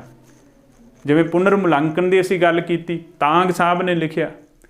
ਤੇ ਜਿਹੜਾ ਆਲੋਚਨਾਤਮਕ ਇਤਿਹਾਸ ਜੀਤ ਸਿੰਘ ਸੀਤਲ ਹੋਰਾਂ ਨੇ ਲਿਖਿਆ। ਫਿਰ ਸਰੋਤਮੂਲਕ ਕਿਹਨੇ ਲਿਖਿਆ? ਉਹ ਲਿਖਿਆ ਡਾਕਟਰ ਰਤਨ ਸਿੰਘ ਜੱਗੀ ਨੇ। ਤੇ ਨਵੀਨ ਇਤਿਹਾਸ, ਪੰਜਾਬੀ ਸਾਹਿਤ ਦਾ ਨਵੀਨ ਇਤਿਹਾਸ, ਤੁਹਾਨੂੰ ਸਭ ਨੂੰ ਪਤਾ ਪ੍ਰੋਫੈਸਰ ਰਜਿੰਦਰ ਸਿੰਘ ਸੇਖੂ ਨੇ। ਹਰ ਬੰਦੇ ਕੋਲ ਇਹ ਕਿਤਾਬ ਅੱਜ ਕੱਲ੍ਹ ਉਪਲਬਧ ਹੈ। ਉਸ ਤੋਂ ਬਾਅਦ ਇੱਕ ਕਿਤਾਬ ਹੋਰ 2008 ਦੇ ਵਿੱਚ ਛਪੀ ਸੀ, ਡਾਕਟਰ ਬ੍ਰਹਮ ਜਗਦੀਸ਼ ਸਿੰਘ ਤੇ ਰਾਜਬੀਰ ਕੌਰ, ਉਹਨਾਂ ਨੇ ਵੀ ਪੰਜਾਬੀ ਸਾਹਿਤ ਦਾ ਇਤਿਹਾਸ ਲਿਖਣ ਦਾ ਯਤਨ ਕੀਤਾ ਹੈ। ਇਹ ਤਾਂ ਪੰਜਾਬੀ ਸਾਹਿਤ ਦੇ ਇਤਿਹਾਸ ਦੇ ਹਵਾਲੇ ਨਾਲ ਸਾਡੀਆਂ ਗੱਲਾਂ ਬਾਤਾਂ ਸਨ। ਤੇ ਅੱਜ ਇਹ ਸਾਡੀ ਦੂਸਰੀ ਕਲਾਸ ਹੈ ਤੇ ਮੈਂ ਉਮੀਦ ਕਰਦਾ ਹਾਂ ਕਿ ਕਾਫੀ ਕੁਝ ਸਾਨੂੰ ਨਵਾਂ ਸਿੱਖਣ ਨੂੰ ਮਿਲਿਆ ਹੋਵੇਗਾ, ਕਿਉਂਕਿ ਇਹ ਜਿਹੜਾ ਟੌਪਿਕ ਹੈ ਆਮ ਤੌਰ 'ਤੇ ਇਸ ਨੂੰ ਟੌਪਿਕ ਵਜੋਂ ਪੜ੍ਹਾਇਆ ਨਹੀਂ ਜਾਂਦਾ। ਇਸ ਨੂੰ ਇੱਕ ਤਰ੍ਹਾਂ ਨਾਲ ਛੱਡ ਦਿੱਤਾ ਜਾਂਦਾ, ਵਿਦਿਆਰਥੀ ਵੀ ਛੱਡ ਦਿੰਦੇ ਨੇ, ਜਾਂ ਕਹਿ ਲਓ ਕਿ ਤਿਆਰੀ 'ਚ ਆਪਣਾ ਧਿਆਨ ਨਹੀਂ ਜਾਂਦਾ। ਪਰ ਜਦੋਂ ਇਹਦੇ ਨਾਲ ਜੁੜਿਆ ਕੋਈ ਸਵਾਲ ਆ ਜਾਂਦਾ ਤੇ ਫਿਰ ਉੱਥੇ ਸਾਨੂੰ ਮੁਸ਼ਕਲ ਆਉਂਦੀ ਹੈ ਵੀ ਇਸ ਨੂੰ ਹੱਲ ਕਿਵੇਂ ਕੀਤਾ ਜਾਵੇ। ਫਿਰ ਅਸੀਂ ਗਲਤ ਆਪਸ਼ਨ ਲਾ ਕੇ ਇੱਕ ਨੰਬਰ ਤੋਂ ਸਾਡਾ ਜਿਹੜਾ ਪੇਪਰ ਹੱਲ ਹੋਣ ਤੋਂ ਰਹਿ ਜਾਂਦਾ। ਗੁਰੂਕੁਲ ਅਬੋਹਰ ਦੇ ਪਲੇਟਫਾਰਮ ਤੋਂ ਸਾਨੂੰ ਕੀ ਮਿਲੇਗਾ? ਡੇਲੀ ਲਾਈਵ ਲੈਕਚਰਸ, ਅਸੀਂ ਡੇਲੀ ਜਿਹੜੀ ਲਾਈਵ ਕਲਾਸ ਲੱਗਿਆ ਕਰੇਗੀ। ਉਸ ਤੋਂ ਬਾਅਦ ਸਟੱਡੀ ਮਟੀਰੀਅਲ ਜਿਹੜਾ ਕੰਟੈਂਟ ਹੈ ਉਹ ਵੀ ਦਿੱਤਾ ਜਾਵੇਗਾ। ਫਿਰ ਆਨਲਾਈਨ ਜਿਹੜੇ MCQ ਜਿਹੜੀ ਸੀਰੀਜ਼ ਹੈ ਉਹ ਵੀ ਚੱਲੇਗੀ। ਉਸ ਤੋਂ ਬਾਅਦ ਫੁੱਲ ਮੌਕ ਟੈਸਟ ਵੀ ਹੋਣਗੇ। ਇਹਦੇ ਨਾਲ ਹੀ ਜਿਹੜੀ ਕੋਚਿੰਗ ਹੈ ਉਹ ਪੇਪਰ ਤੱਕ ਚੱਲੇਗੀ। ਤੇ ਉਹ ਜਿਹੜੀ ਸਭ ਤੋਂ ਜ਼ਰੂਰੀ ਗੱਲ ਹੈ, ਤੁਸੀਂ ਜਿਹੜੀ ਗੁਰੂਕੁਲ ਅਬੋਹਰ ਦੀ ਐਪ ਹੈ ਇਹ ਤੁਸੀਂ ਡਾਊਨਲੋਡ ਕਰ ਸਕਦੇ ਹੋ ਪਲੇ ਸਟੋਰ ਦੇ ਵਿੱਚੋਂ ਜਾ ਕੇ। ਉਸ ਤੋਂ ਬਾਅਦ ਜੇ ਤੁਹਾਨੂੰ ਇਸ ਕਲਾਸ ਦੇ ਨਾਲ ਕੋਈ ਗੱਲਬਾਤ ਕਰਨੀ ਹੋਵੇ, ਫੀਡਬੈਕ ਦੇਣੀ ਹੋਵੇ, ਜਾਂ ਤੁਸੀਂ ਦਾਖਲਾ ਲੈਣਾ ਹੋਵੇ, ਉਹਦੇ ਵਾਸਤੇ ਤੁਸੀਂ ਇਹ ਦਿੱਤੇ ਹੋਏ ਨੰਬਰ 'ਤੇ ਸੰਪਰਕ ਕਰ ਸਕਦੇ ਹੋ। ਸੰਪਰਕ ਕਰਕੇ ਤੁਸੀਂ ਆਪਣੀ ਜਿਹੜੀ ਗੱਲਬਾਤ ਹੈ ਉਹ ਕਰ ਸਕਦੇ ਹੋ। ਅੱਜ ਦੀ ਕਲਾਸ ਵਾਸਤੇ ਸਾਰਿਆਂ ਦਾ ਧੰਨਵਾਦ।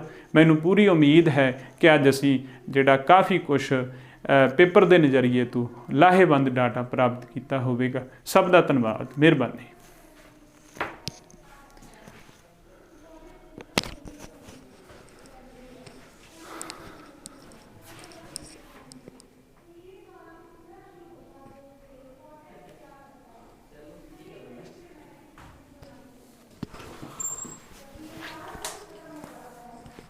कितना हो गया टाइम? करती थी हाँ नहीं की नहीं।